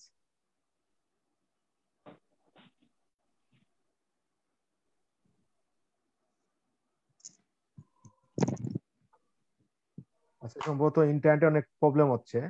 বাবু ভাই যুক্ত হবেন আবার, আশা করি আমরা। মানে উনি গাড়ি থেকে সংযুক্ত হয়েছেন, যার ফলে ইন্টারনেটের সমস্যা হচ্ছে। আমি একটু শাহরিয়ার ভাই যাবো। শাহরিয়ার ভাই, আমরা এই যে বাংলাদেশে যে আপনি প্রতিটা প্রোগ্রামে বলেন, কোভিড-19 এর শুরুর পর থেকে প্রতিটা প্রোগ্রামে বলেন যে মানুষ মানতেছে না, এটা আপনার কেন? বাংলাদেশ সরকার কিছু আইন কানুন, যেমন আমাদের ইংল্যান্ডে যদি না মানে তাহলে তাকে জরিমানা করা হয় 100 পাউন্ড, 50 পাউন্ড। তো বাবু ভাই আমাদের সংযুক্ত হচ্ছেন, আপনি যদি একটু বলেন কেন মানতেছে না, কি মনে করেন আপনি? ধন্যবাদ জানাই আপনাকে। জি। আপনি যে প্রশ্নটি উত্থাপন করেছেন আমি সেটিতে যাই। এর আগে সম্মানিত আলোচকবৃন্দ তো বিভিন্নভাবে বিষয়গুলো উত্থাপন করেছেন, আমি সেই প্রসঙ্গে পরে আসি সময় সুযোগ পেলে। মানছে না যেটা আপনি বলছেন, আমি একটা কথা বলি, আমি সম্মানিত আলোচকবৃন্দ এখানে আছেন এবং ওনারা গুরুত্বপূর্ণ কথাগুলো বলেছেন, রাশেদ কাদের জর্দান থেকে যেগুলো বলেছেন এবং জাহিদ মুস্তফা সাহেব, ডক্টর দিবালক সিংহ এবং ইমরান সালেহ প্রিন্স, তারা মোটামুটি কোভিড-19 নিয়ে কিন্তু কথা বলেছেন। আমি একটা কথা বলি, মানুষ মেনে লাভ নেই, মানুষ মেনে কোনো লাভ নেই। লাভ নেই এই অর্থে আমি বলবো যে আমি সরকার বুঝি না বা সরকারের কার্যক্রম বুঝি না। আমার বিষয়টা হচ্ছে, আপনি দেখবেন বাংলাদেশে এখন রাস্তাঘাটে ফুটপাতে যত্র তত্র স্বাস্থ্য সুরক্ষা সামগ্রী বিক্রি হচ্ছে, হ্যান্ড স্যানিটাইজার থেকে শুরু করে যা কিছু আছে। এবং গবেষণায় দেখা গেছে, এবং যারা এটা নিয়ে কাজ করেন, ডাক্তার কিংবা চিকিৎসক কিংবা যারা এগুলো নিয়ে কাজ করেন, কেন বলেন, তারা বলেছেন এই যে হ্যান্ড স্যানিটাইজার বা এই যে স্বাস্থ্য সুরক্ষা সামগ্রীর যে আপনার নকল কিংবা যেগুলোর মান গুণগত মান মোটেও নেই, ওগুলো ব্যবহার করার পর মানুষের ক্ষতির সর্বশেষ পর্যায়ে গিয়ে পৌঁছবে। কোভিড-19 থেকে যদিও কিছুটা রক্ষা পায়, পাবার তো সম্ভাবনা নেই যেহেতু এগুলো ভালো নয়, যদিও পায়, পরবর্তী ক্ষেত্রে তার শরীরে যে ধরনের ব্যাধি সৃষ্টি হবে সেটি সামাল দেওয়া মুশকিল। তাহলে আমার প্রশ্নটা হচ্ছে এই জায়গায়, আমাদের সরকার, আমরা সভ্য দেশে বা উন্নয়নশীল দেশে, উন্নত দেশে দেখি প্রেসক্রিপশন ছাড়া ফার্মেসিতে ঔষধ বিক্রি হয় না। আমার দেশ স্বাধীনের 50 বছর অতিক্রম করেছে, প্রেসক্রিপশন দিয়ে যে ডাক্তার ঔষধ কিনতে হয়, সেটি আমাদের কোন সরকার, যত সরকার বা দেশে এসেছে, কোন সরকার সেটা আমাদেরকে শেখায়নি, শেখানোর পথ তৈরি করেনি, কোনো প্রজ্ঞাপন করেনি, কোনো নিয়ম করেনি। তার মানে তুই খেয়ে মরে যা, যা খুশি তা কিন, ফার্মেসি থেকে কিনে মরে গেলে আমাদের কিছু আসা যায় না। যদি প্রতিটা সরকারি দৃষ্টিভঙ্গিতে দেখে, আজকে যে হ্যান্ড স্যানিটাইজার পথে পথে বিক্রি হচ্ছে, মাস্ক বিক্রি হচ্ছে, আরো অনেক কিছু, এগুলো ব্যবহার করতে লাভ হবে না। তো মানুষ ধরেন সচেতন হলো, রাস্তা থেকে কিনে ব্যবহার করলো, তো লাভটা কি? দ্বিতীয় হচ্ছে, আমাদের সরকার মহোদয়, আমি সরকারকে এই জন্য বলছি যেহেতু দায়িত্ব সরকারের, মাননীয় সংসদ সদস্য এসে থাকেন, আপনি আমাকে থামিয়ে দেবেন, তিনি কথা বলবেন, তারপর আমি কথা বলবো। হ্যাঁ, আমি সরকারের কথা এইভাবে বলি, মাস্ক ব্যবহার করতে মাস্ক ব্যবহার করতে হবে, এটা উপলব্ধি করতে সরকারের স্বাস্থ্য অধিদপ্তরের বা সরকারের 4 মাস সময় লেগেছে। মার্চে শুরু হওয়ার 4 মাস পর সরকার বুঝতে পেরেছে মাস্ক একটা দরকারি জিনিস। এখন আমার স্বাস্থ্য অধিদপ্তর কিংবা স্বাস্থ্য বিভাগ, যে ওনারা কোথায় আছেন যে মাস্ক ব্যবহার করতে তাদেরই বুঝতে যদি 4 মাস লাগে, তো জনগণের বুঝতে 4 বছর লাগবে। স্বাভাবিক, আমার দেশের জনগণ তো শিক্ষিত নয়, আমার দেশের জনগণ তো সচেতন নয়।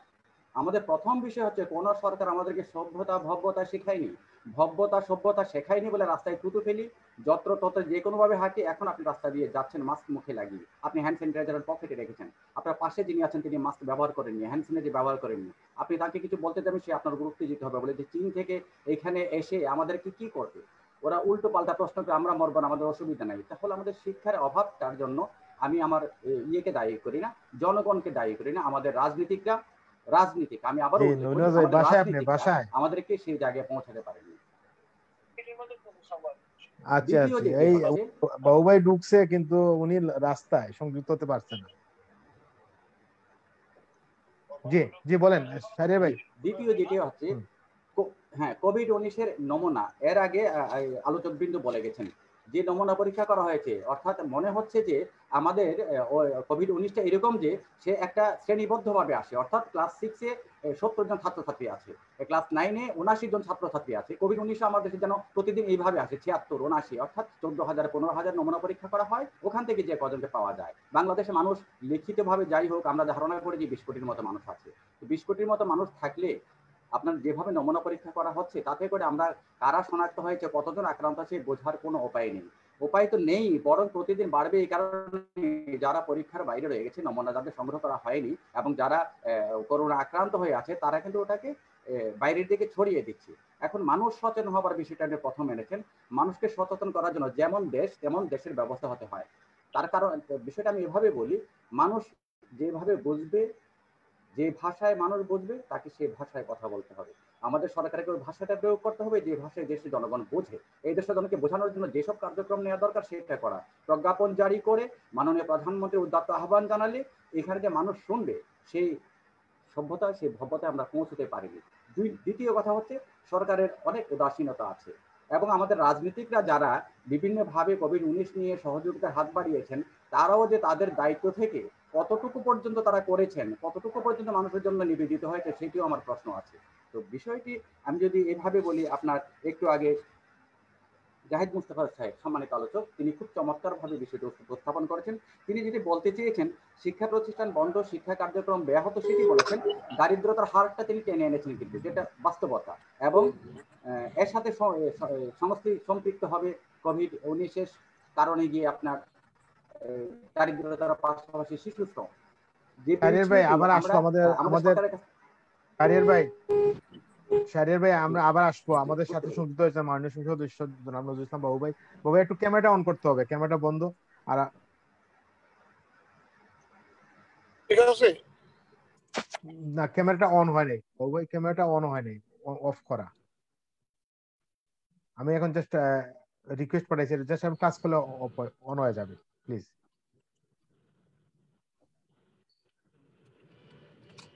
জি, এখন সম্ভবত। হ্যাঁ দাদা শুনছেন? হ্যাঁ জি বাবু ভাই। হ্যালো। কিন্তু আমরা কথা শুনতে পাচ্ছি, আপনার কিন্তু ছবি দেখতে পাচ্ছি না। হ্যাঁ, আপনি বলেন প্লিজ। আমি যে প্রশ্নটা করছিলাম যে এখানে আমাদের সৈয়দ ইমরান সালেহ প্রিন্স ভাই কিছু প্রশ্ন রেখেছিলেন, বিশেষ করে যে কোভিড-19 ছবি আসে নাই, কিন্তু আমরা কথা শুনতে পাচ্ছি। আপনার ক্যামেরাটা অফ করা,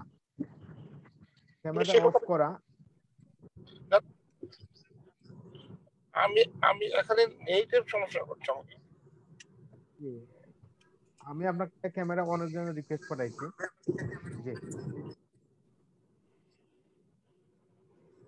ঠিক আছে জি বাবু, আপনাকে দেখতে পাচ্ছেন আপনি?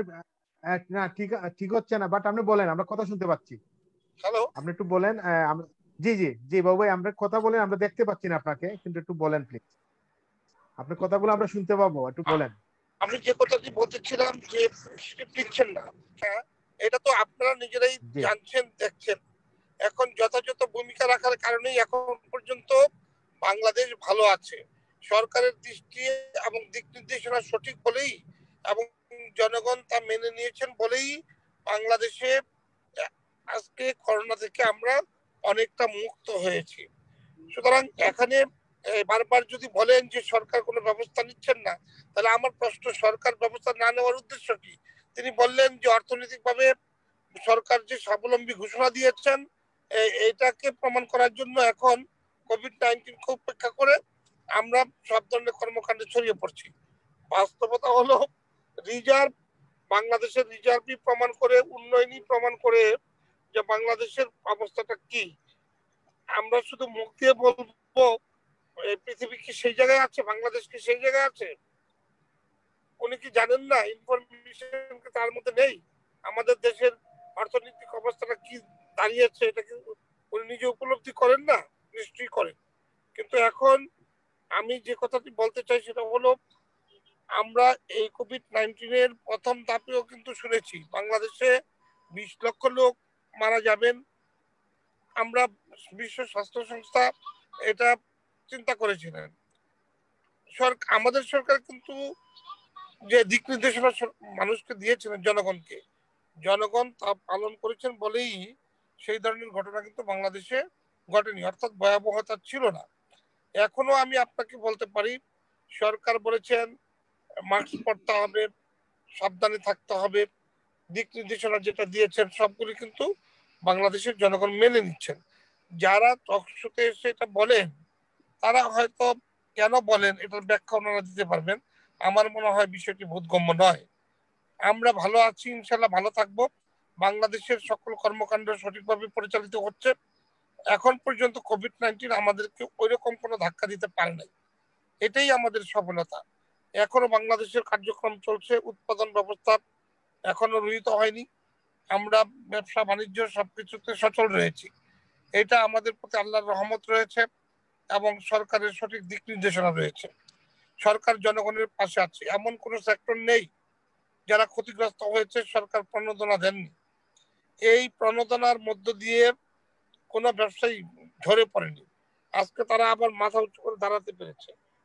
আমরা দেখেছি প্রত্যেকটা শ্রেণীর মানুষকে সরকার যথাযথ ব্যবস্থা নিয়ে প্রণোদনা দিয়ে আবার দাঁড় করিয়ে দিয়েছেন। যেখানে যেভাবে সরকারের দিক নির্দেশনা, সেটাকেও জনগণ মেনে নিয়েছেন, যার কারণে আমাদের সফলতা রয়েছে।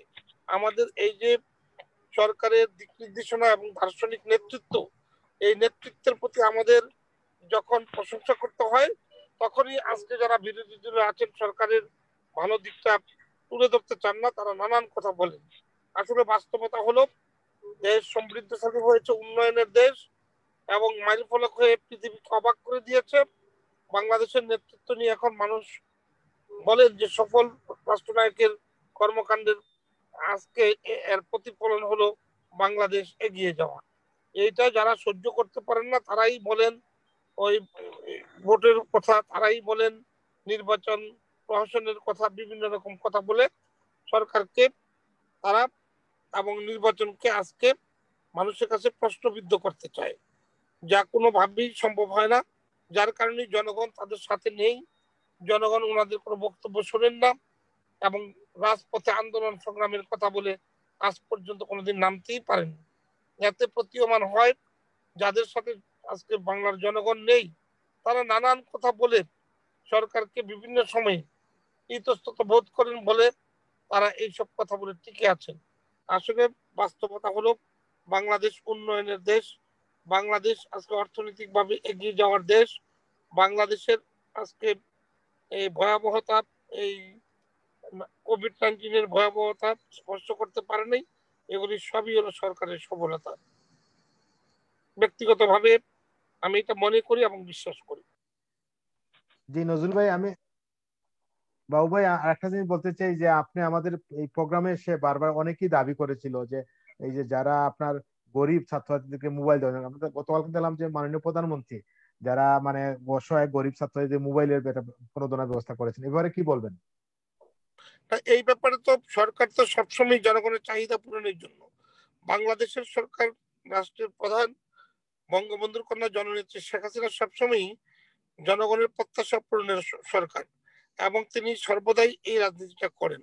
আজকে তিনি সিদ্ধান্ত নিয়েছেন এই কারণে যে এই যে আমরা আপনার এখানে এসে টকশোতে বিভিন্ন রকম কথা উঠেছে যে আমরা ডিজিটাল পদ্ধতিতে আজকে স্কুল কলেজের ক্লাসগুলি চলছে, এমনকি বাচ্চাদের ক্লাসও প্রতিদিন করছেন। প্রশ্ন এসেছে সবার হাতে মোবাইল নেই, সবাই কিভাবে অংশগ্রহণ করবে।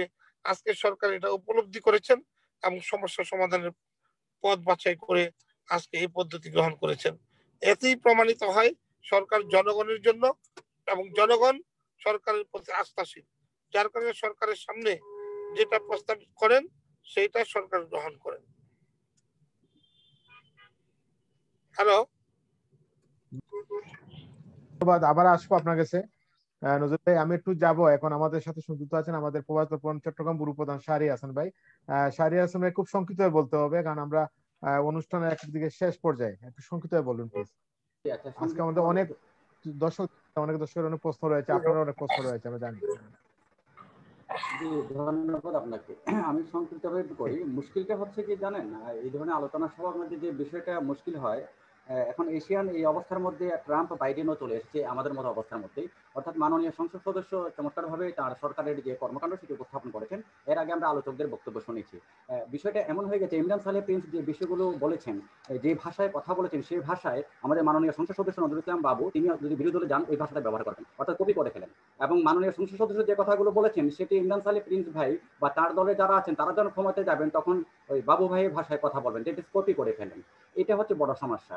এখন আমি যদি লাইভে থাকতাম, মাননীয় সংসদ সদস্য আপনার দৃষ্টি আকর্ষণ করি, নিশ্চয়ই সরকার, মাননীয় প্রধানমন্ত্রী আমাদের জন্য কোভিড-19কে মোকাবেলা করার জন্য অনেক পদক্ষেপ নিয়েছেন।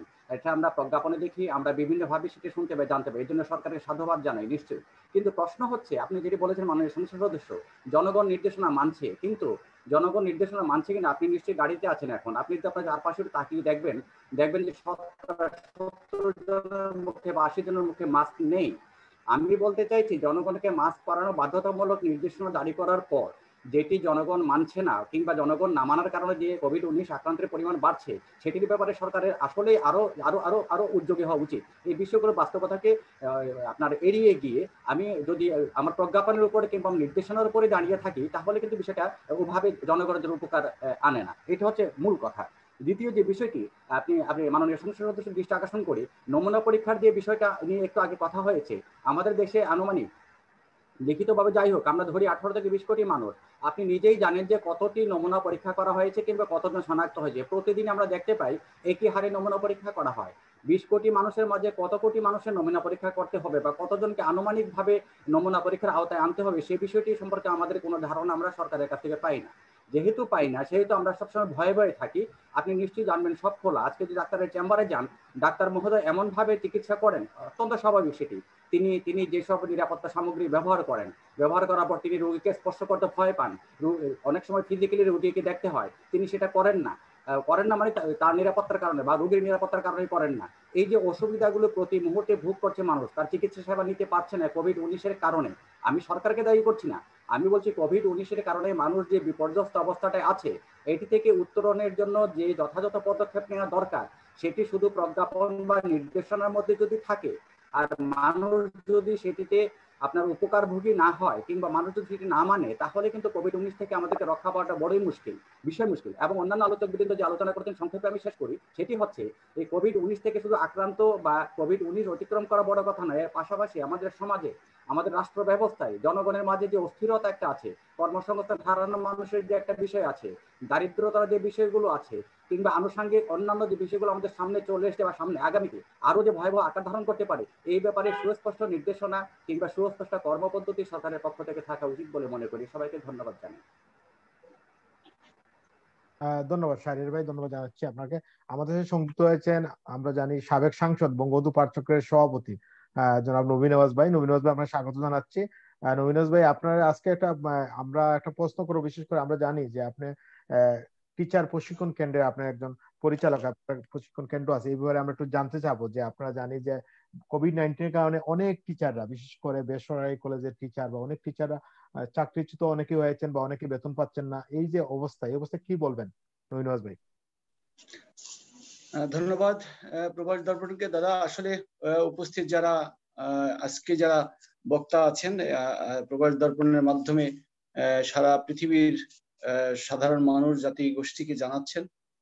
আমি আসলে বলবো যে শিক্ষা ব্যবস্থার মধ্যে যে পরিস্থিতির সৃষ্টি হয়েছে, আমরা বিশেষ করে আমরা যারা অভিভাবক আছি, আমাদের সন্তানরা স্কুলে যেতে পারছে না, যেতে পারার সেই পরিবেশটি নাই।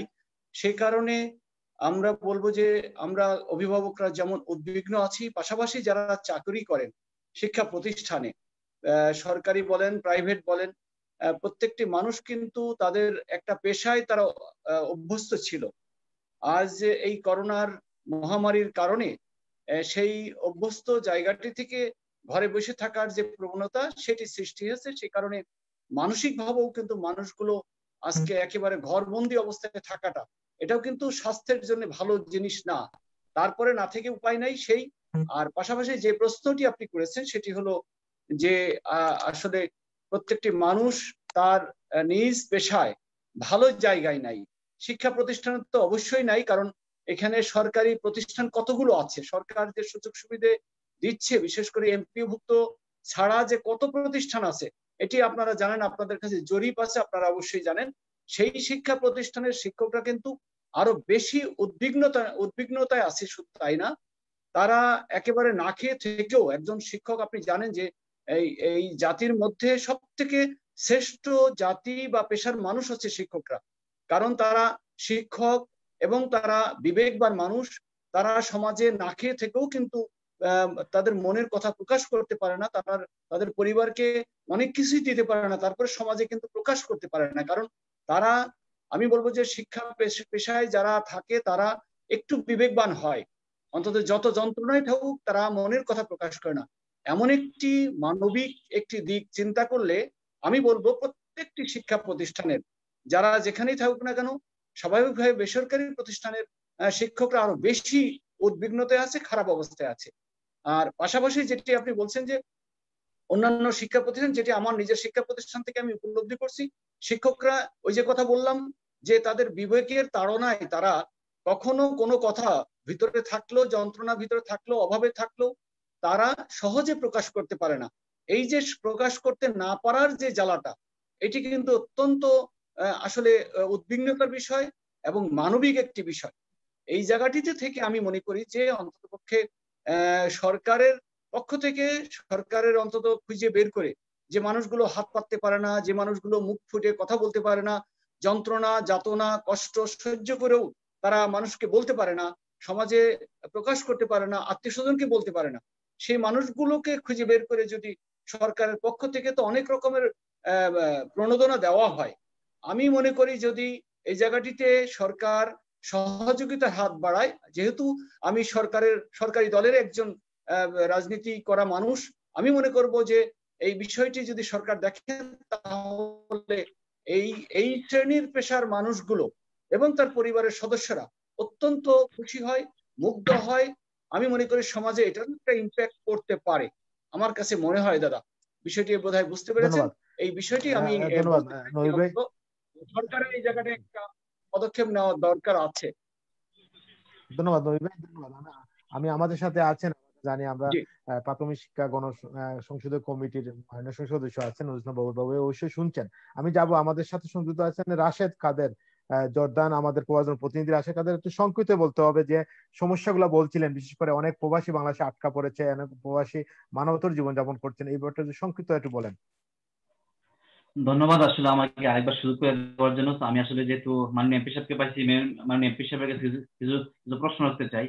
এই যে আমাদের যে যারা আপনার 6 থেকে 8 মাস যাবত বাংলাদেশে আছে, আসলে সরকার কি পারতো না যে তাদেরকে হয়তো ডাটাবেস তৈরি করে হয়তো তাদের কাছে মান্থলি 4 থেকে 5 হাজার টাকা পৌঁছাতো? কারণ কি এখন কি যারা আপনার যারা 8 মাস বাংলাদেশে আছে তাদের অবস্থা কিন্তু খুবই করুণ। কারণ আমরা যেহেতু নিজেতে কাজ করি, আমাদের কাছে অনেক ফোন আসে যে ভাইয়া কিভাবে আসবো, কিভাবে চলবো, এখন একটা সন্দেহ আছে যে আসলে তারা কি করবে, তাদের পকেট কিন্তু একবারই খালি। তো সরকার কি পারতো না যে কমপক্ষে 4 থেকে 5 হাজার টাকা করে যে তাদেরকে প্রণোদনা দিত? দেখুন এখানে কত খাতে কত দুর্নীতি হয়ে যাচ্ছে, হাজার হাজার কোটি টাকা দুর্নীতি হচ্ছে প্রবাসীদের জন্য। এই একটা কিছু করার জন্য আমি মাননীয় প্রধানমন্ত্রীর কাছে আকুল আবেদন জানাবো যে আমাদের প্রবাসীদের কাছে কমপক্ষে যারা বাংলাদেশে আছে তাদেরকে কমপক্ষে 4 থেকে 5 হাজার টাকা যেন তাদেরকে পকেট মানিটা দেওয়া হয়। ধন্যবাদ।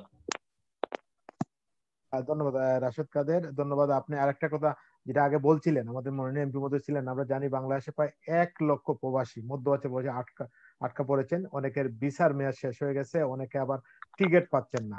এই ব্যাপারটা আমাদের মাননীয় সদস্য দেখার জন্য অনুরোধ করব। আমি যাবো এখন, আমাদের সাথে আছেন বাংলাদেশের কমিউনিস্ট পার্টি কেন্দ্রীয় কমিটির সদস্য ডাক্তার দিবালক সিংহ। দিবালক দা, এই পর্যায়ে আমি সবার একটু সংক্ষিপ্ত করে নিব, 2-3 মিনিটে শেষ করুন প্লিজ। যে বর্তমান অবস্থায় কোভিড-19 নিয়ে আমরা যে কথাগুলো বলছিলাম, সরকারের কি কি উদ্যোগী ভূমিকা নেওয়া উচিত আপনি মনে করেন এই মুহূর্তে? ধন্যবাদ। আমি কুইকলি তাড়াতাড়ি 2-1টা কথা বলতে চাই। প্রথম কথা হলো যে কোভিড এর কারণে কিন্তু সরকার ইতিমধ্যেই স্বীকার করে নিয়েছে যে আমাদের জাতীয় প্রবৃদ্ধির হার 5% নিচে নেমে গেছে। এটা সরকারি বিবিএস থেকেই বলা হয়েছে। সুতরাং আগে ছিল রেকর্ড হয়েছিল 8%-এর মতো আর কি, হ্যাঁ, এই কোভিড এর আগে।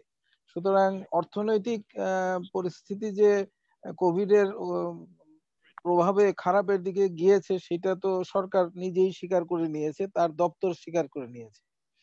আর একটা কথা এই ক্ষেত্রে আমি বলতে চাই স্বাস্থ্য সংক্রান্ত, সেটা হলো যে আমাদের বাংলাদেশে, আমাদের এই দক্ষিণ এশিয়াতে সবচেয়ে কম স্বাস্থ্য সেবা ব্যবস্থায় আমরা বাজেট দিয়ে থাকি আর কি, এবং সেইটা এমনকি নেপালের থেকেও কম। এবং এইটার ফলে আমাদের এখানে কোভিডের টিকা এবং ইত্যাদি পরিস্থিতি মোকাবেলাতে সাধারণ মানুষ যদি নিজে কিনতে না পারে তাহলে একটা ভয়াবহ পরিস্থিতির দিকে আমরা এগিয়ে যাচ্ছি। 3 নম্বর যে কথাটা আমি বলতে চাই সেটা হলো, দেখেন আমাদের এখানে টেস্ট করার ব্যাপারে যে আরটি-পিসিআর টেস্ট বা right time polymerase chain reaction test যেটা করা হচ্ছে, সেইটার উপযোগিতা হলো 67%, এবং আপনি যদি অ্যান্টিজেন টেস্ট করেন তাহলে সেইটার উপযোগিতা হলো 50%, আর যদি আপনি অ্যান্টিবডি টেস্ট করেন সেটার উপযোগিতা হলো 90%, এবং সেটা দ্রুত করা সম্ভব। একটা আরটি-পিসিআর টেস্ট করতে গেলে আপনার এটা 2 দিন ধরে অপেক্ষা করতে হয়, সেইখানে যাতায়াত করতে হয়, তারপরে এটার রিপোর্ট আসে না, নানা রকম ঘটনা ঘটতেছে। তো সেই ক্ষেত্রে আমি এটা আশ্চর্য হচ্ছি যে এখন পর্যন্ত কেন আমরা অ্যান্টিবডি টেস্ট আমাদের সরকার কোন রহস্যজনক কারণে এটা এখনো অনুমোদন দিচ্ছে না।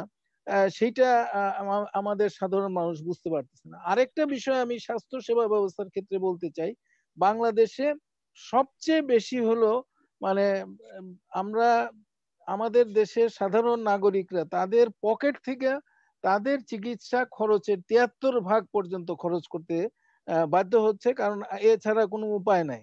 যেখানে যেখানে ধরেন ভুটান তার দেশের নাগরিকদের জন্য মাথা পিছু $97 খরচ করে, সেখানে আমরা খরচ করি মাত্র $36।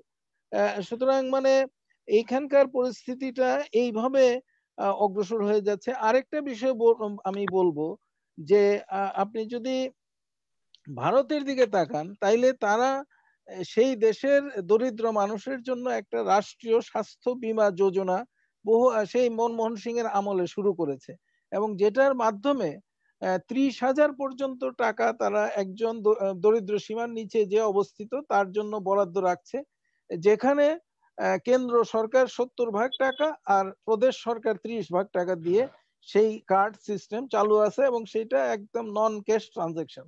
এখন আমাদের এইখানে আমরা যদি একটা ইউনিভার্সাল হেলথ কেয়ার সিস্টেম না করি, এবং আপনি দেখেন বর্তমান সরকারের রাজনৈতিক দৃষ্টিভঙ্গি এটা প্রকাশিত হয় যে গত বাজেটে যতগুলি অগ্রাধিকারমূলক খাত আছে, আপনি 7টা মানে নাম করেন যে 7টা অগ্রাধিকারমূলক খাত, সেইটার ভিতরে আমাদের স্বাস্থ্য সেবা খাত পড়ে নাই। এইখানে মাননীয় শিক্ষক মহোদয় এখানে আলোচনা করলেন, এই শিক্ষা খাত আমাদের সরকারের অগ্রাধিকারমূলক খাতের মধ্যে পড়ে নাই, তার টাকা বৃদ্ধি পায় নাই। এইখানে সামাজিক সুরক্ষার খাতে টাকা বৃদ্ধি করা দরকার ছিল, সেই টাকা বৃদ্ধি করে নাই। সুতরাং কোন মানে আমরা তো সেই যখন আপনার এই শুরু হয়েছে, করোনার আক্রমণ শুরু হয়েছে, তখন থেকে আমরা রেডিও, টেলিভিশন, পত্র পত্রিকা সব জায়গায় আমরা আলোচনা করেছি যে আমাদের স্বাস্থ্য সেবা ব্যবস্থাটাকে শক্তিশালী করতে হবে, আমাদের শিক্ষা ব্যবস্থাটাকে শক্তিশালী করতে হবে। এবং আপনি একটা চিন্তা করে দেখেন, আমি যেহেতু মানে স্বাধীনতার পরবর্তী সময়ে ম্যাট্রিক পরীক্ষা দিয়েছিলাম, সুতরাং আমি এখনো মনে করতে পারি যে সেই সময়ে মানে কনডেন্স কোর্সে পরীক্ষা নেওয়া হয়েছিল, এবং সেইটা সাধারণভাবে মানে সবাই একটা বিদ্রুপাত্মক দেখতো যে ওই কনডেন্স কোর্সে মানে তারা পুরো কোর্স শেষ করে নাই, তারা পুরোপুরি লেখাপড়া করে নাই, এবং তারা পুরোপুরি শিক্ষিত হয় নাই। এখন আবার আমরা সেই একই অবস্থার মধ্যে চলে গেছি। অন্য দেশের কথা বলছেন, কেরালার কথাই যদি বলি, কেরালাতে সেই দেশের সরকার স্কুল কলেজ বন্ধ রেখেছে, কিন্তু যথাসময়ে তারা পরীক্ষা ব্যবস্থা করেছে এবং পরীক্ষা নিয়েছে এবং সেটা নিশ্চিত করতে পেরেছে। সুতরাং ইচ্ছা থাকলে, জনগণের প্রতি যদি আপনার দায়বদ্ধতা থাকে, তাইলে আপনি নিশ্চয়ই এটা করতেন যে আমাদের স্বাস্থ্য সেবা ব্যবস্থাতে আপনি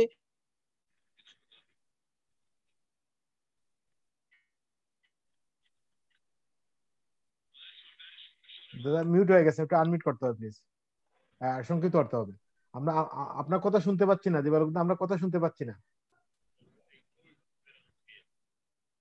দিবালোক দা, আপনার কথা শুনতে পাচ্ছি না আমরা। ধন্যবাদ দিবালোক দা, ধন্যবাদ জানাচ্ছি আপনাকে, কৃতজ্ঞতা জানাচ্ছি। আপনার জি, আপনার কথা শুনতে পাচ্ছি না দাদা, কথা শুনতে পাচ্ছি না আমরা। আপনাকে ধন্যবাদ জানাচ্ছি, কৃতজ্ঞতা জানাচ্ছি দিবালোক দা। আমরা আপনার কথাগুলো কেটে কেটে আসতেছে, আমরা কথাগুলো বুঝতে পারতেছি না। ধন্যবাদ দাদা, কৃতজ্ঞতা জানাচ্ছি, ভালো থাকবেন। জি, আমি এখন যাব, আমাদের সাথে আছেন সাউথ ইস্ট ইউনিভার্সিটির চেয়ারম্যান, আইন ও বিচার বিভাগের চেয়ারম্যান জনাব জাহিদ মুস্তফা ভাই। জাহিদ মুস্তফা ভাই, যে জিনিসটা দিবালুকদা বলতেছিলেন, আমার সেম প্রশ্ন আপনার কাছে। আপনারা তো শিক্ষকতা করতেছেন, সাথে আমরা একজন আইনজীবী, আমরা জানি যে যে জিনিসটা হচ্ছে সবচেয়ে ইম্পর্টেন্ট। আমরা দেখি বাংলাদেশে সব গার্মেন্টস খুলে দেওয়া হয়েছে, গার্মেন্টসে মানুষ লক্ষ লক্ষ মানুষ কাজ করতেছে, কিন্তু তাহলে কেন পরীক্ষাটা নেওয়া হলো না? বা আগামীতে যে ডিসেম্বরে যে পরীক্ষা আমরা ছোট ছোট বাচ্চারা দেয়, পরীক্ষা নেওয়া হচ্ছে না কেন? এবারটা নিয়ে কি বলবেন? যে এই সম্পর্কে সেটা আমরা সবাই জানি যে আমাদের বর্তমান সরকার কোমলমতি শিক্ষার্থী যারা আছে তাদেরকে চাচ্ছেন না, তারা ভবিষ্যৎ প্রজন্ম, ভবিষ্যতের কাণ্ডারি, তাদেরকে হচ্ছে গিয়ে এমন একটা আনসার্টেনটির মধ্যে ফেলতে চাচ্ছেন না, যে কারণে সরকার হয়তো এই উদ্যোগটা নিচ্ছেন। কিন্তু আমি মনে করি যে জাহিদ মুস্তফা ভাই, আমি আপনাকে সংযুক্ত করি। আমাদের ইংল্যান্ডে আজকে থেকে লকডাউন শুরু হয়েছে, সব কিছু বন্ধ, কিন্তু ইংল্যান্ডে কিন্তু আমার বাচ্চারা আজকে স্কুলে যাচ্ছে, আজকে স্কুলে মানে গেছে। এবং বাচ্চাদের স্কুল বন্ধ করা হয় না, ইউনিভার্সিটি গুলো বন্ধ করা হয়নি। ইংল্যান্ডে আপনার গতকালকে মারা গেছে হচ্ছে 495 জন, এর আগের দিন মাসে 400 জন, তারপর কিন্তু ছাত্রদের কিন্তু স্কুল বন্ধ করা হয়নি। তাহলে বাংলাদেশে কেন করা হচ্ছে, এটা আমি একটু জানতে চাচ্ছি। আমরা হচ্ছে বিজ্ঞ যারা আছেন, যারা আলোচক আছেন, তারা বলেছেন যে আমরা নিউ নর্মাল লাইফে হয়তো চলে এসেছি, এবং নিউ নর্মাল লাইফে আমাদের যে সোশ্যাল ডিস্টেন্সিং যে ব্যাপারগুলো ছিল সেটা ইংল্যান্ডে ফলো করা হচ্ছে, তারা খুবই সচেতন। কিন্তু আমরা জাতি হিসেবে আমরা যেটা ফলো করে আসছি, সবাই বললেন যারা আলোচক বৃন্দ, যে আমরা এই নিউ নর্মাল লাইফটাকে এখন অ্যাকসেপ্ট করতে পারিনি। আমাদের হচ্ছে গিয়ে সোশ্যাল ডিস্টেন্সিংটা জিনিসটা কি সেটা অনেকেই বোঝেন না হয়তো বা, যে কারণে সরকার এই রিস্কটা নিতে চাচ্ছেন না। এই রিস্ক না নেওয়ার জায়গা থেকে মূলত এখন পর্যন্ত সকল কিছু স্বাভাবিক হয়ে গেছে, কিন্তু শুধুমাত্র শিক্ষা প্রতিষ্ঠান এটা সরকার এই রিস্কটা নিতে চাচ্ছে না। এই রিস্কের জায়গা থেকেই মূলত পরীক্ষাটা নেওয়া সম্ভব হয়নি। কারণ পরীক্ষা নিতে গেলে শুধুমাত্র শিক্ষার্থী নয়, তার সাথে অনেক কিছু আরো জড়িত। যেমন যদি বলি, গার্জিয়ানরা পরীক্ষা কেন্দ্র পর্যন্ত আসবেন, পরীক্ষা কেন্দ্রে আসার জন্য পরিবহন ব্যবস্থাও এখানে প্রয়োজন পড়বে।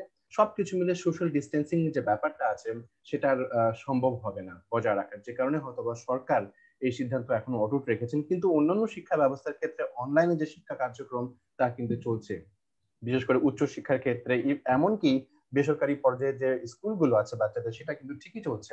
তো সরকার মনে করছেন যে এই সোশ্যাল ডিস্টেন্সিং মেনটেন না করার কারণে হয়তোবা এই পরিস্থিতি যদি আরো খারাপ হয়ে যায়, তাহলে আমরা সেই জিনিসটাকে ট্যাকেল দিতে পারবো না।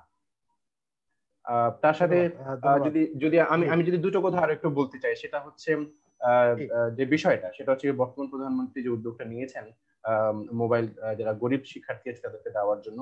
কিন্তু শুধু মোবাইল দিলে তো হবে না, তার সাথে ইন্টারনেট যে সেবাটা আছে সেই ইন্টারনেট সেবাটাও কিন্তু নিশ্চিত করতে হবে। এবং এটার লক্ষ্যে যে বিটিআরসি আছে তাদেরকে নির্দেশ দিতে হবে যেন ইন্টারনেটের যে সেবার মান, সে সেবার মানটা বাড়াতে। কারণ তথ্য অনুযায়ী আজকে যে পত্রিকার আমি রেফারেন্স দিচ্ছিলাম, সেখানে দেখা যাচ্ছিল সারা বাংলাদেশে 53% মানুষ যারা নগর কেন্দ্রিক, শহর কেন্দ্রিক, তারা হচ্ছে গিয়ে ইন্টারনেট সেবা পান বা ইন্টারনেট ব্যবহার করেন। অন্যদিকে গ্রাম অঞ্চলে 33% জনগণ তারা ইন্টারনেট সেবা ব্যবহার করেন। তো বর্তমান যেহেতু ম্যাক্সিমাম ছাত্রছাত্রী তারা যার গ্রামে বসবাস করছেন, অবস্থান করছেন, সে কারণে যারা গ্রামে যে শিক্ষার্থীরা আছে তাদের ক্ষেত্রেও ইন্টারনেট সেবা যেন হচ্ছে কি সহজলভ্য হতে পারে এবং ইন্টারনেটের যে স্পিড আছে সেটা যেন বৃদ্ধি হতে পারে। কারণ শিক্ষা ব্যবস্থা আমরা বন্ধ করতে চাই না, শিক্ষা ব্যবস্থাকে আমরা সচল রেখে আমরা আমাদের দেশটাকে এগিয়ে নিতে চাই। তো আমার মনে হয় শুধুমাত্র মোবাইল দিলেই হবে না, সেক্ষেত্রে ইন্টারনেট ব্যবস্থাটা যেন সচল থাকে সুন্দরভাবে। ধন্যবাদ সবাইকে। ধন্যবাদ জাহিদ মুস্তফা ভাই, ধন্যবাদ জানাচ্ছি। আমি যাবো এখন আমাদের আছেন বিএনপির কেন্দ্রীয় সাংগঠনিক সম্পাদক সাবেক ছাত্রনেতা সৈয়দ ইমরান সালেহ প্রিন্স ভাই।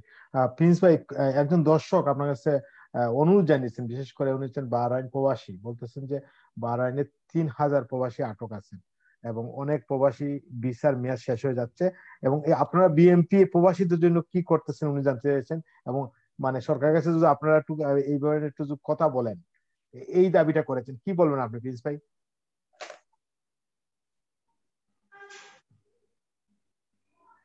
প্রিন্স ভাই আমরা শুনতে পাচ্ছি না, একটু আনমিউট করতে হবে প্লিজ।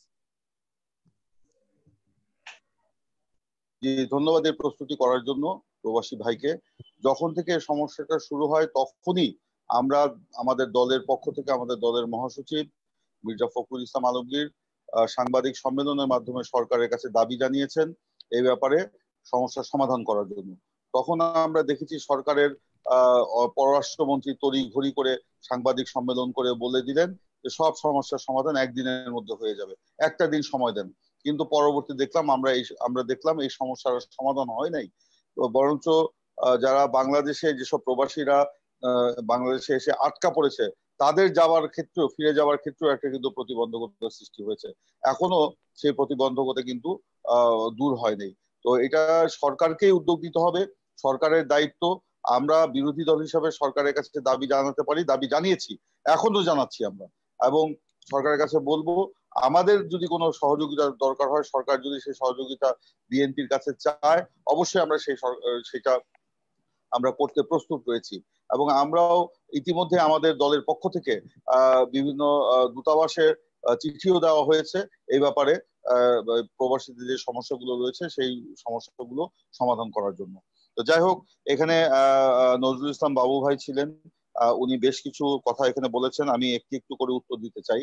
তো উনি বলেছেন আমাকে যে বাংলাদেশের যে অর্থনীতির যে অবস্থা, আমি এই সম্পর্কে জানি কিনা। আমি বিনয়ের সাথে বলতে চাই এবং দ্ব্যর্থহীন ভাষায় বলতে চাই, আমি জানি বলেই বলছি, বাংলাদেশের অর্থনীতি একেবারেই চূড়ান্ত খারাপ পর্যায়ে চলে গেছে।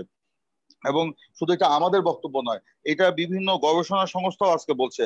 ওনারা প্রবৃদ্ধি নিয়ে অনেক মানে উচ্চ আশা পোষণ করেন এবং খুব গর্ব করে বলেন বাংলাদেশের অর্থনীতি প্রবৃদ্ধি অনেক বেড়েছে।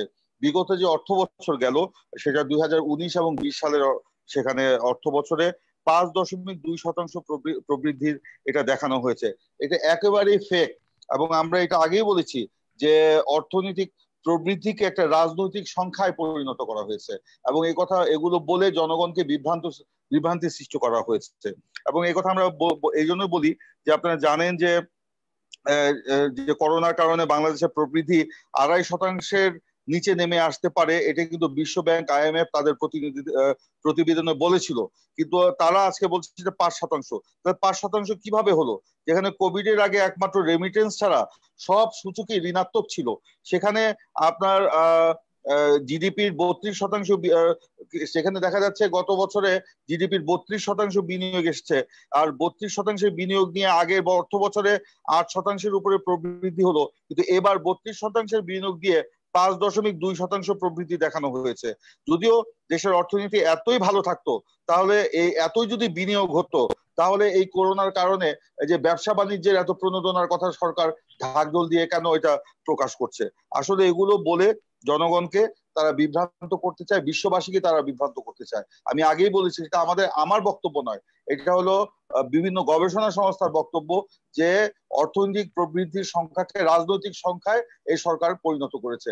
তাই এইটা বলে এই যে অর্থনীতির অবস্থা ভালো এই কথা বলে আত্মতৃপ্তির কিন্তু কিছু নাই। হ্যাঁ, মেগা প্রজেক্টের কথা বলা হচ্ছে, কিন্তু এই মেগা প্রজেক্টের সাথে যে দুর্নীতি জড়িত, যে অনিয়ম জড়িত, যে কমিশন বাণিজ্য জড়িত, এবং একই সাথে এই মেগা প্রজেক্টের জাতাকলে পিষ্ট হয়ে কত নিম্ন আয়ের মানুষ, কত কৃষক যে ধ্বংস হয়ে গেছে, তাদের যে পুনর্বাসন হয় নাই, তারা যে এখন না খেয়ে আছে, তারা যে ভিক্ষা করছে, এটা কি সরকার দেখে?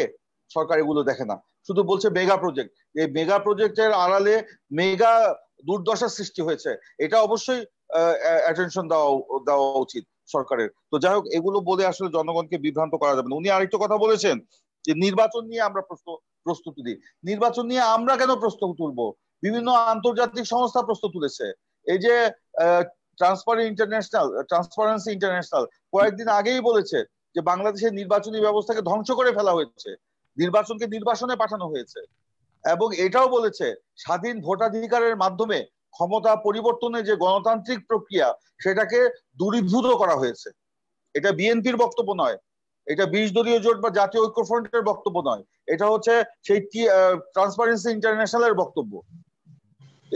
আর নির্বাচন নিয়ে প্রশ্নবিদ্ধ বিএনপিকে করতে হবে না, আওয়ামী লীগ এবং তাদের অনুগত নির্বাচন কমিশন তারা নিজেরাই যথেষ্ট নির্বাচনকে প্রশ্নবিদ্ধ করার ক্ষেত্রে, এবং সেটা তারা করেছেও, এখনো করে যাচ্ছে। এই যে ঢাকায় উপনির্বাচন হচ্ছে, ঢাকা 18, একের পর এক নির্বাচনে আইন ভঙ্গ করছে, নিয়ম ভঙ্গ করছে সরকার বা এই নির্বাচন কমিশনের কোনো চিত্তবিকার আছে? বিএনপি যেদিন যেখানে গণসংযোগের কর্মসূচি দেয়, দিয়ে আবেদন করে নির্বাচন রিটার্নিং অফিসারকে জানায়, পরের দিন আমরা সকালে সেখানে গিয়ে দেখি আওয়ামী লীগ সেখানে 10-12 জন লোক নিয়ে দাঁড়িয়ে থাকে, চতুর্দিকে পুলিশ বেষ্টনী করে তারা ওখানে দাঁড়িয়ে থাকে, বিএনপিকে ওখানে ঢুকতে দেয় না, বিএনপিকে ওখানে ঢুকতে দেয় না। এটা কোন ধরনের নির্বাচনী ব্যবস্থা আপনি বলেন? প্রশাসনের মাধ্যমে দখলদারিত্ব করে নির্বাচনী ব্যবস্থাকে আপনার ভেঙে ফেলা হয়েছে। যারা দিনের ভোট রাতে করে অনুগত প্রশাসনকে দিয়ে ক্ষমতা দখল করে থাকে, তারা মনে করে যে হ্যাঁ আমরা নির্বাচিত, কিন্তু আসলে তারা নির্বাচিত নয়, তারা জনগণ কর্তৃক ধিকৃত, জনগণ কর্তৃক প্রত্যাখ্যাত, জনগণ কর্তৃক পরাজিত শক্তি।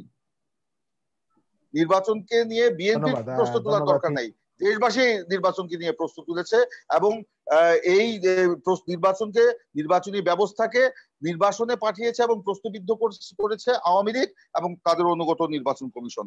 আমি আরেকটা কথা বলে আমার বক্তব্য শেষ করতে চাই, যে এখানে যেটা বলা হয়েছে যে জনগণের কথা, মানে আমাদের কথা নাকি জনগণ বিশ্বাস করে না, আমরা যেসব কথা বলি টকশোতে জনগণ তাকে বিশ্বাস করে না।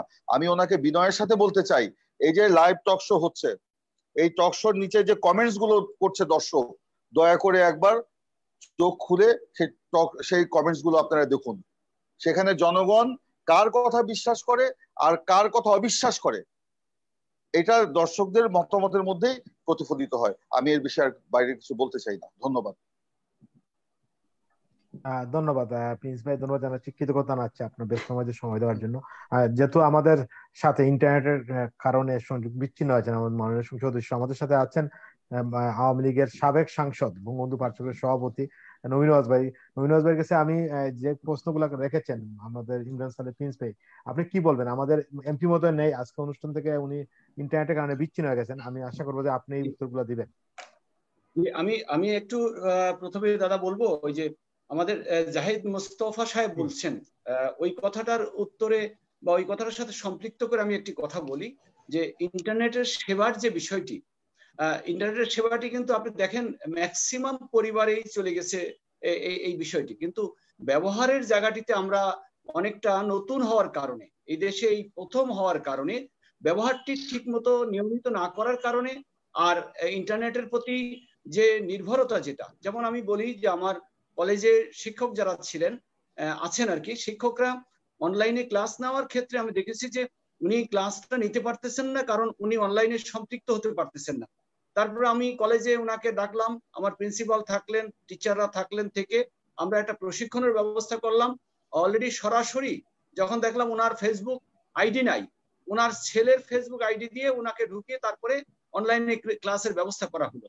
এই যে সম্পৃক্ত না থেকেও কিন্তু চলে যাচ্ছে বিধায় শিক্ষকরা সহ বা বাসায় যারা নাকি অনলাইনের ব্যবহারটা ভালো জানে না, তাদের এই সব কারণে কিন্তু আসলে ইন্টারনেট কানেকশন থাকা সত্ত্বেও তারা ব্যবহারটা করতে পারছে না। এই জন্যই আমরা মনে করি যে এটি একেবারে স্বতঃস্ফূর্ত ভাবে করা যাচ্ছে না। এই বিষয়টি বলবো। আর প্রিন্স ভাই যে কথা বলেছেন, আসলে হ্যাঁ, প্রিন্স ভাই হার্ড লাইনে বলেছেন, আমি আমার বন্ধু নজরুল ইসলাম বাবু সরকারে আছে, ক্ষমতায় আছে, এমপি আছে। আমার মনে হয় আমরা আর প্রিন্স ভাইরা এই যে শক্ত ভাষায় কথা বলি, আমিও শক্ত ভাষায় বলি, এখন প্রিন্স ভাইও কিন্তু প্রস্তুতি নেয়, 2 কলম লেখেন, লিখে স্বাভাবিকভাবে উনিও কিন্তু ডাইরেক্ট নেগেটিভ বলার চেষ্টা করে। এই আমাদের নেগেটিভ বলা বলির কারণে কিন্তু সরকারের যতটুকু আছে এটা টোটালি কিন্তু একেবারে ছিন্ন বিচ্ছিন্ন হয়ে যাচ্ছে। আমার মনে হয় আমরা সহনীয় একটি জায়গায় আসতে পারি কিনা আগামী দিনে, যদি এই দেশকে যদি আমরা নির্বাচনমুখী করতে হয়, গণতান্ত্রিক করতে হয়, মানুষকে যদি মাঠে নামাতে হয়, বিশেষ করে প্রিন্স ভাইয়ের যারা নেতাকর্মী আছে তাদের মাঠে নামাতে হয়, তাহলে আমাদের সহনশীল জায়গাটিতে থেকে যেটি পজিটিভ সেটি বলতে হবে, নেগেটিভ যেটি সেটি বলতে হবে। আমরা পজিটিভকেও নেগেটিভ বলে ফেলছি, আমরা বলার আবেগে, আমাদের বলার পরিধির কারণে। একটা কথা আপনি জানেন যে 1/11 সময় মাননীয় প্রধানমন্ত্রী শেখ হাসিনা, এখন বর্তমানে, উনি তখনকার সময় বন্দি দশায় ছিলেন, তারপরে দেশে এসেছেন, উনি কিন্তু বলেছেন যে সাদাকে সাদা বলুন, কালোকে কালো বলুন। এই জায়গাটিতে যদি আমরা বলতে শিখি তাহলে সম্ভবত আমাদের ভিতরে সহনশীল ভাবটি চলে আসে, আর মানুষের যে গ্রহণযোগ্যতা এটি বোধহয় ফিরে আসে। আমি যেটি বলবো যে প্রিন্স ভাই বলেছেন, এখানে আমার মনে হয় একটি কথা এসেছে যে মেগা প্রজেক্টের কথা বলেছেন আমার প্রিন্স ভাই। আসলে মেগা প্রজেক্টে উনি বলেছেন দুর্নীতির কথা বলেছেন, কমিশন সিস্টেমের কথা বলেছেন। আসলে কি সারা বাংলাদেশের মানুষ কিন্তু বুঝতে শিখেছে, এখন সচেতন মানুষ। আবার আগের থেকে কিন্তু এখন মিডিয়ার যুগটা এত বেশি সামনে চলে এসেছে যে কোনো একটা ঘটনা ঘটলেই দুর্নীতি বলেন বা এই ধরনের কমিশন সিস্টেম বলেন, এটি কিন্তু চোখে পড়ে যায়। যেমন মনে করেন যদি কমিশন বেশি খেয়ে যদি একটা মানুষ চলাফেরা করে, সে তার গাড়ির রং পাল্টিয়ে ফেলে, নতুন গাড়ির মডেল পাল্টিয়ে ফেলে, পোশাকের মডেল পাল্টিয়ে ফেলে, তখন কিন্তু বোঝা যায় যে সে কত পরিমাণে কমিশন খাচ্ছে। এটি কিন্তু প্রচার হয়ে যায়। আবার পাশাপাশি দুর্নীতির ব্যাপারেও কিন্তু এখন মিডিয়াতে বিভিন্ন চ্যানেলে, বিভিন্ন প্রিন্ট মিডিয়ায় কিন্তু প্রকাশ হয়ে যাচ্ছে, যে কারণে যতই করুক না কেন এটি সামনে চলে আসে। তবে এই দুর্নীতি, এই কমিশন সিস্টেম কিন্তু আগে কম ছিল না, প্রকাশটা কম হতো, তারপরেও কি কম হয়েছে প্রচারটা? দেখেন আমাদের প্রিন্স ভাইদের সময় ক্ষমতায় যারা ছিলেন, বিশেষ করে 91 সালে ক্ষমতায় এসেছেন, ওনারা 96 পর্যন্ত ছিলেন, কমিশন ছিল, দুর্নীতি ছিল, কেমন ছিল এটা আপনাদের মিডিয়া যদি বলা হয়, একজনকে দায়িত্ব দেন, আপনারা বেরিয়ে আসবে কিন্তু ওই 5 বছরের কত পরিমাণ কমিশন, কত পরিমাণে এরকম দুর্নীতি হয়েছে। আবার ঠিক 1 সাল থেকে শুরু করে 6 সাল পর্যন্ত যা হয়েছে, আমার মনে হয় এরশাদ বিরোধী আন্দোলন করেছিলাম সেই সময় কত পরিমাণ দুর্নীতি হয়েছে। এই জিনিসগুলো মানুষ দেখার কারণে প্রিন্স ভাইরা দেখেন বিরোধী দলে আছেন, ওনারা জনগণকে যেভাবে নামানোর কথা ছিল মানুষকে নামাতে পারতেছে না। কারণটা হলো যে দুর্নীতি ওনারা কি কম করেছে? ওনারা ক্ষমতায় আসলে কি ওনারা দুর্নীতি করবেন না? এই যে মানুষের ভিতরে দ্বিধা দ্বন্দ্ব, যে কারণে মানুষকে কিন্তু নামাতে পারছেন না ওনারা। আরেকটা বিষয় কিন্তু আছে দাদা, কথাটি কিন্তু স্বীকার করাই লাগবে, বাংলাদেশের মাটিতে পিছনের দরজা দিয়ে ক্ষমতায় আসার প্রবণতা যাদের আছে, যারা অতীতে এসেছেন, যারা এসে ক্ষমতা খুব আরামে ভোগ করেছেন, তারা কিন্তু আন্দোলন সংগ্রাম করে কষ্ট করে পুলিশের সাথে ঝুঁকি নিয়ে আন্দোলন করে এই সরকারকে বিতর্কিত করে দিবে বা সরকারকে বেকায়দায় ফেলবে, সরকারকে অন্ততপক্ষে আন্দোলন দিয়ে নামিয়ে দিবে, এই প্রবণতাটি কেন জানি নাই। আবার ইদানিং যেটি দেখতে পাচ্ছি, বিশেষ করে ক্ষমতা থেকে যে কোনো সময় চলে যেতে পারে। যেমন সেনাবাহিনীর অডিও রেকর্ডিং যখন প্রকাশ হলো, সেখান থেকে শুরু করে আমরাও সরকারের লোক হতে পারি, আমরা যেন কেমন জানি ওনাদের বলার ভঙ্গিমা, ভিডিও চিত্র এগুলো দেখে আমরাও ভেবেছিলাম কি জানি হয়ে যাচ্ছে, মনে হয় এখন এই মুহূর্তে অমুক জায়গায় যাওয়ার দরকার নেই, বলা যায় না 2-4-5 দিনের ভিতরে কি ঘটে যায়। কারণ সেনাবাহিনী প্রধানের সেই অডিও রেকর্ডিং যেভাবে প্রকাশ হয়ে গেছে, যেভাবে বলছে নেমে যাবে, আমরাই যদি সরকারি দলের সমর্থকরাই যদি এরকম মনে করি, তাহলে প্রিন্স ভাইয়ের দলের ওনার সমর্থক, ওনার নেতাকর্মী সবাই তো ঘরে বসে থেকে শুধু ভিডিওই দেখেছে যে আজ না কাল, কাল না পরশু, পরশু দিন না পরের দিন হয়তো যে কোনো সময় ক্ষমতা থেকে বিচ্যুত হয়ে যাবে। দরকারটা কি আন্দোলনে যাওয়ার? দরকারটা কি আজকে সে প্রতিষ্ঠাবার্ষিকী পালন করার জন্য সেই জিয়া উদ্যানে যাওয়ার? এরকম কিন্তু অবস্থা হচ্ছে। আর হওয়ার কারণে আর যে নির্বাচন আছে না, এই নির্বাচনমুখী কিভাবে করবেন? 14 সালের সেই নির্বাচনে টোটালি বিরোধী দল ওনারা নির্বাচনে আসবেন না। সেই সময় যদি নির্বাচনে আসতেন অবশ্যই ক্ষত হতো, রক্তপাত হতো, হয়তো আহত হতো, গ্রেফতার হতো। এই বিষয়গুলো মানুষের সামনে চলে আসলে মানুষের মনে দাগ কাটতো। যারা সাধারণ মানুষ তারাও কিন্তু সরকারের বিরুদ্ধে কথা বলার সুযোগ পেত। আমি যে কথাটি বলতে চাচ্ছি সেটি হচ্ছে এই নির্বাচনে আসে বিধায় এই যে আজকে আমিও অন্য জায়গায় কোনো একটি টকশোতে অংশগ্রহণ করার কারণে সেখানে হাবিবুর রহমান হাবিব ভাই নিজেই বললেন যে আমি উপনির্বাচনে অংশগ্রহণ করেছিলাম, সেখানে আমার অমুক কর্মীটাকে যেতে দেয়নি, অমুক কর্মীটাকে এরকম হুমকি দিয়েছে, অমুক কর্মীটা সেই ভোট কেন্দ্রে যেতে পারলো না, অমুক ভোট দিতে পারলো না। এতগুলো অভিযোগ যে সামনে নিয়ে এসেছে সেটি নির্বাচনে অংশগ্রহণ করার কারণে কিন্তু এসে গিয়েছে। এমনকি আমি বলবো যে হাবিব ভাইয়ের ওখানে এই ঘটনা ঘটার কারণে শুধু কি দলের নেতাকর্মীরাই কষ্ট পেয়েছে, সাধারণ মানুষও কি সরকারের এই ধরনের কর্মকাণ্ডের কারণে মনক্ষুণ্ণ হয়নি? সেজন্য আমি বলতে চাই প্রিন্স ভাইদেরকে বিনীতভাবে অনুরোধ করব, আপনারা শক্তিশালী একটি বিরোধী দল হলে নির্বাচনমুখী যদি হন, আপনারা যদি সরকারের বিরুদ্ধে আন্দোলন সঠিক বিষয়গুলো সামনে নিয়ে, যেমন দ্রব্যমূল্যের দাম বাড়লে আমরা একসময় কিন্তু আন্দোলন করতাম, আমরা মানববন্ধন করেছি, আমরা র্যালি করেছি, আমরা 1 ঘন্টার জন্য প্রতিবাদ করেছি। এই বিষয়গুলো যদি সামনে চলে আসে মানুষ কিন্তু উপলব্ধি করবে যে না, জনগণের জন্য এই বিরোধী দল যেভাবে আন্দোলন সংগ্রাম করে, যেভাবে ঐক্যবদ্ধ হচ্ছে, যেভাবে র্যালি করছে, যেভাবে সেই লং মার্চ করছে, আমরা অবশ্যই এই বিরোধী দলের যারা আছে তারা ক্ষমতায় আসলে আমরা অবশ্যই পাবো। কারণ জনগণের জন্য তো ওনারা রোদ্রে দাঁড়িয়ে থেকে 1 ঘন্টা এই কষ্ট করে ওনারা আন্দোলনটি করেছে, কিন্তু ওনারা ঘরে থেকে যদি আরাম করে করেন তাহলে জনগণ কি ভাববে যে ওনারা ঘরে থেকেই যদি আন্দোলন করে ফেলতে পারেন, তাহলে যদি ওনারা ক্ষমতায় আসেন তাহলে আরো ঘরে থাকবেন বেশি বেশি করে, তাহলে আমরা কি পাবো? এই জন্য জনগণও কিন্তু সাড়া দিচ্ছে না। এই সাড়া দেওয়ার জায়গাটিতে আমার মনে হয় প্রিন্স ভাইদের যে নেতৃত্ব আছেন, বিশেষ করে আমি বলবো বেগম খালেদা জিয়া, উনি অসুস্থ মানুষ, মানবিক কারণে ওনাকে দোষ দেওয়া যাবে না। ওনাদের নেতৃত্ব পর্যায়ে কে কে আছেন, কোথায় কিভাবে আছেন আমি বলবো জানেন। সেজন্যই আমি বলবো যে বিদেশে থেকে ভিডিও পাঠিয়ে দিয়েই যদি আন্দোলনকে সফল করা যেত তাহলে বাংলাদেশে অনেক আন্দোলন সংগ্রাম হয়েছে, সেই আন্দোলনের অনেক ঘটনা আমরা জানি। তাই আমি আবারও বিনীতভাবে অনুরোধ করবো প্রিন্স ভাইদের নেতৃত্ব পর্যায়ে যারা আছেন, যারা দেখছেন এই মিডিয়ার মাধ্যমে, এই চ্যানেলের মাধ্যমে, প্রবাস দর্পণের মাধ্যমে, আপনারা একটু সোচ্চার হন, আপনারা আন্দোলনকে জনগণমুখী করেন, জনগণ যেটাকে গ্রহণ করবে। অনর্থক আমি বলবো যে সব কথাকেই মিথ্যা বানানো যাবে না, অনেক ঘটনা আছে সত্যে পরিণত হয়েছে। আপনি উন্নয়নের কথা বলছেন, আপনি গ্রামে যান না, গ্রামে খোঁজ নেন, দেখেন যে মানুষ কি অবস্থায় আছে, যে আগে 10 বছর আগে কেমন ধরনের এসিতে ছিল, কি ধরনের এই মিডিয়াতে চ্যানেলে কথা বলতে পেরেছে, আজকে কেমন কথা বলতে পারতেছে। আজকে দেখেন ঘরে বসেই কিন্তু বিদ্যুতের মাধ্যমে রান্না করে খেয়ে পাচ্ছে সহজে। এই যে বিষয়গুলো, উন্নয়নের ছাপ এভাবেই কিন্তু পড়েছে, সেই কারণে মানুষ বলছে আমরা তো ভালোই আছি, খারাপ কি আছি, এর থেকে খারাপ জায়গায় যাব কেন, এরকম কিছু বিষয় কিন্তু আমার কাছে মনে হয় আছে। আর নজরুল ইসলাম বাবু যেহেতু নাই, আমি এই প্রিন্স ভাইয়ের যে প্রশ্নের উত্তর অন্তত এভাবেই দেওয়া ছাড়া আমার কোনো পথ ছিল না। রূপদা, শাহরিয়ার ভাই আছেন, ধন্যবাদ সবাইকে যে আমি ধন্যবাদ দিতে পারিনি প্রিন্স ভাইকে সহ। আমি মনে করি প্রিন্স ভাইকে যদি আমি আজকে ধন্যবাদ একবার দিই, প্রিন্স ভাই 3 দিন পরে আমাকে একবার না একবার দিবেই। আমি 2 বার দিই, প্রিন্স ভাই আমাকে একবার দিবে। এই হচ্ছে আমাদের সহনশীল অবস্থা। এই সহনশীল অবস্থায় থেকে আমরা আগামী দিনে এই বাংলাদেশের নাগরিক হিসেবে আমরা আমাদেরকে ভালোবাসতে পারি, আমরা কাছাকাছি আসতে পারি, তাহলেই জনগণ আমাদের কিন্তু বেছে নিতে পারবে। কিন্তু আমরা এত দূরে চলে যাচ্ছি, মাঝখানে মানুষ দৌড়াদৌড়ি করতেছে, মানুষকে কিন্তু আমরা আশ্বস্ত করতে পারতেছি না যে ক্ষমতাটা ঠিক আছে কেড়ে নেবো শেখ হাসিনার কাছ থেকে, কেড়ে নিয়ে কার কাছে দেব, এই যে জায়গাটি, এই জায়গাটি খুঁজে বের করার দরকার আছে।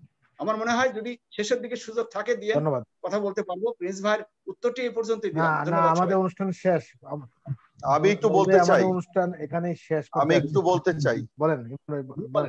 আমি একটু বলতে চাই, নবী নওয়াজ ভাই বললেন, ওনার প্রথম দিকের কথার সাথে আমি একমত। আমাদের সবাইকে সহনশীল হতে হবে। আর ওনারা যদি এই রাজনীতিকে নিয়ন্ত্রণ না করে, নির্বাচনকে নিয়ন্ত্রণ না করে, গণতন্ত্রের পথকে শুরু না করে সবকিছুকে যদি অবারিত করে দেন, তাহলে কিন্তু উনি যে কথাগুলো বললেন পরে সেগুলি কিন্তু সফল হবে। কিন্তু ওনারা নিজেদের ব্যর্থতাকে ঢাকার জন্য, নিজেদের দুর্নীতি, স্বজনপ্রীতি, লুটপাটকে ঢাকার জন্য তারা রাজনীতির পথকে তারা শুরু করে দিয়েছে, এবং যে কারণে ওই কাজগুলো হচ্ছে না। আর প্রথম দিকে নবী নওয়াজ সাহেব ওই যে শিক্ষকদের ব্যাপারে যেটা বললেন, সেখানেই কিন্তু তাকালে, ওনার বক্তব্য মনোযোগ দিয়ে শুনলেই কিন্তু বোঝা যাবে দেশের উন্নয়নটা কোথায় হচ্ছে। আর উনি বলেছেন গ্রামের মানুষের, আমরা প্রতি সপ্তাহে গ্রামে যাই, গ্রামের মানুষের সাথে কথা বলি, কান পেতে মানুষের কথা শুনেন।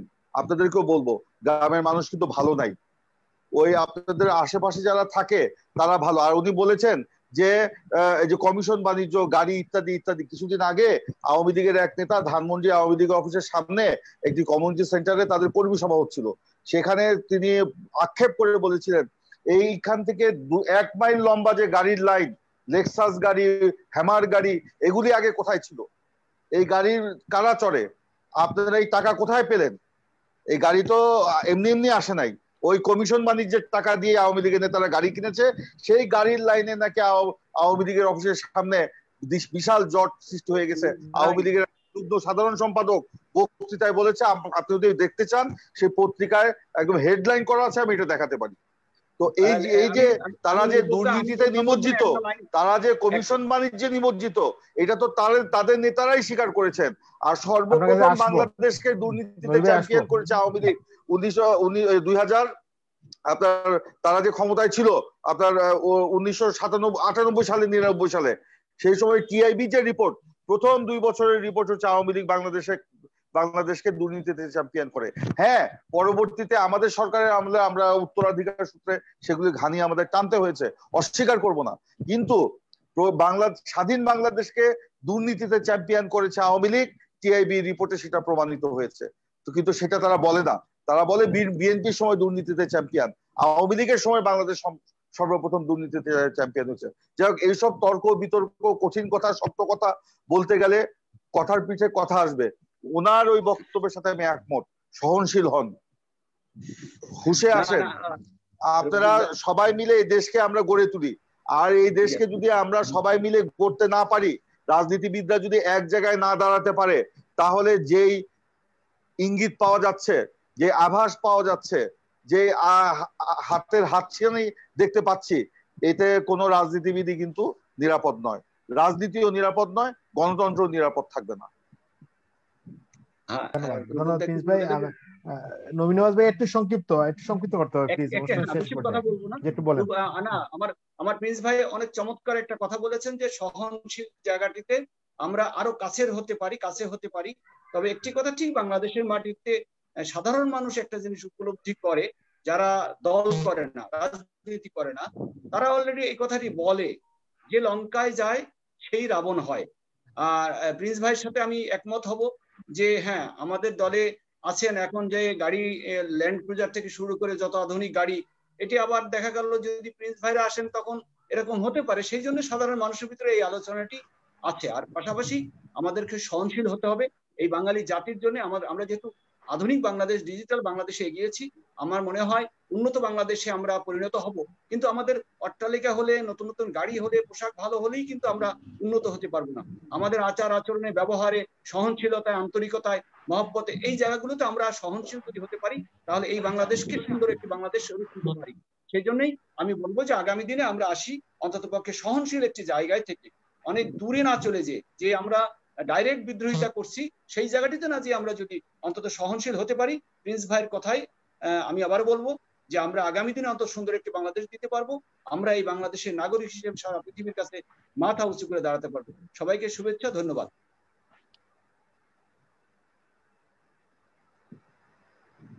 জি রূপক দা। রূপক তার মানে ইন্টারনেটের সমস্যা করেছে।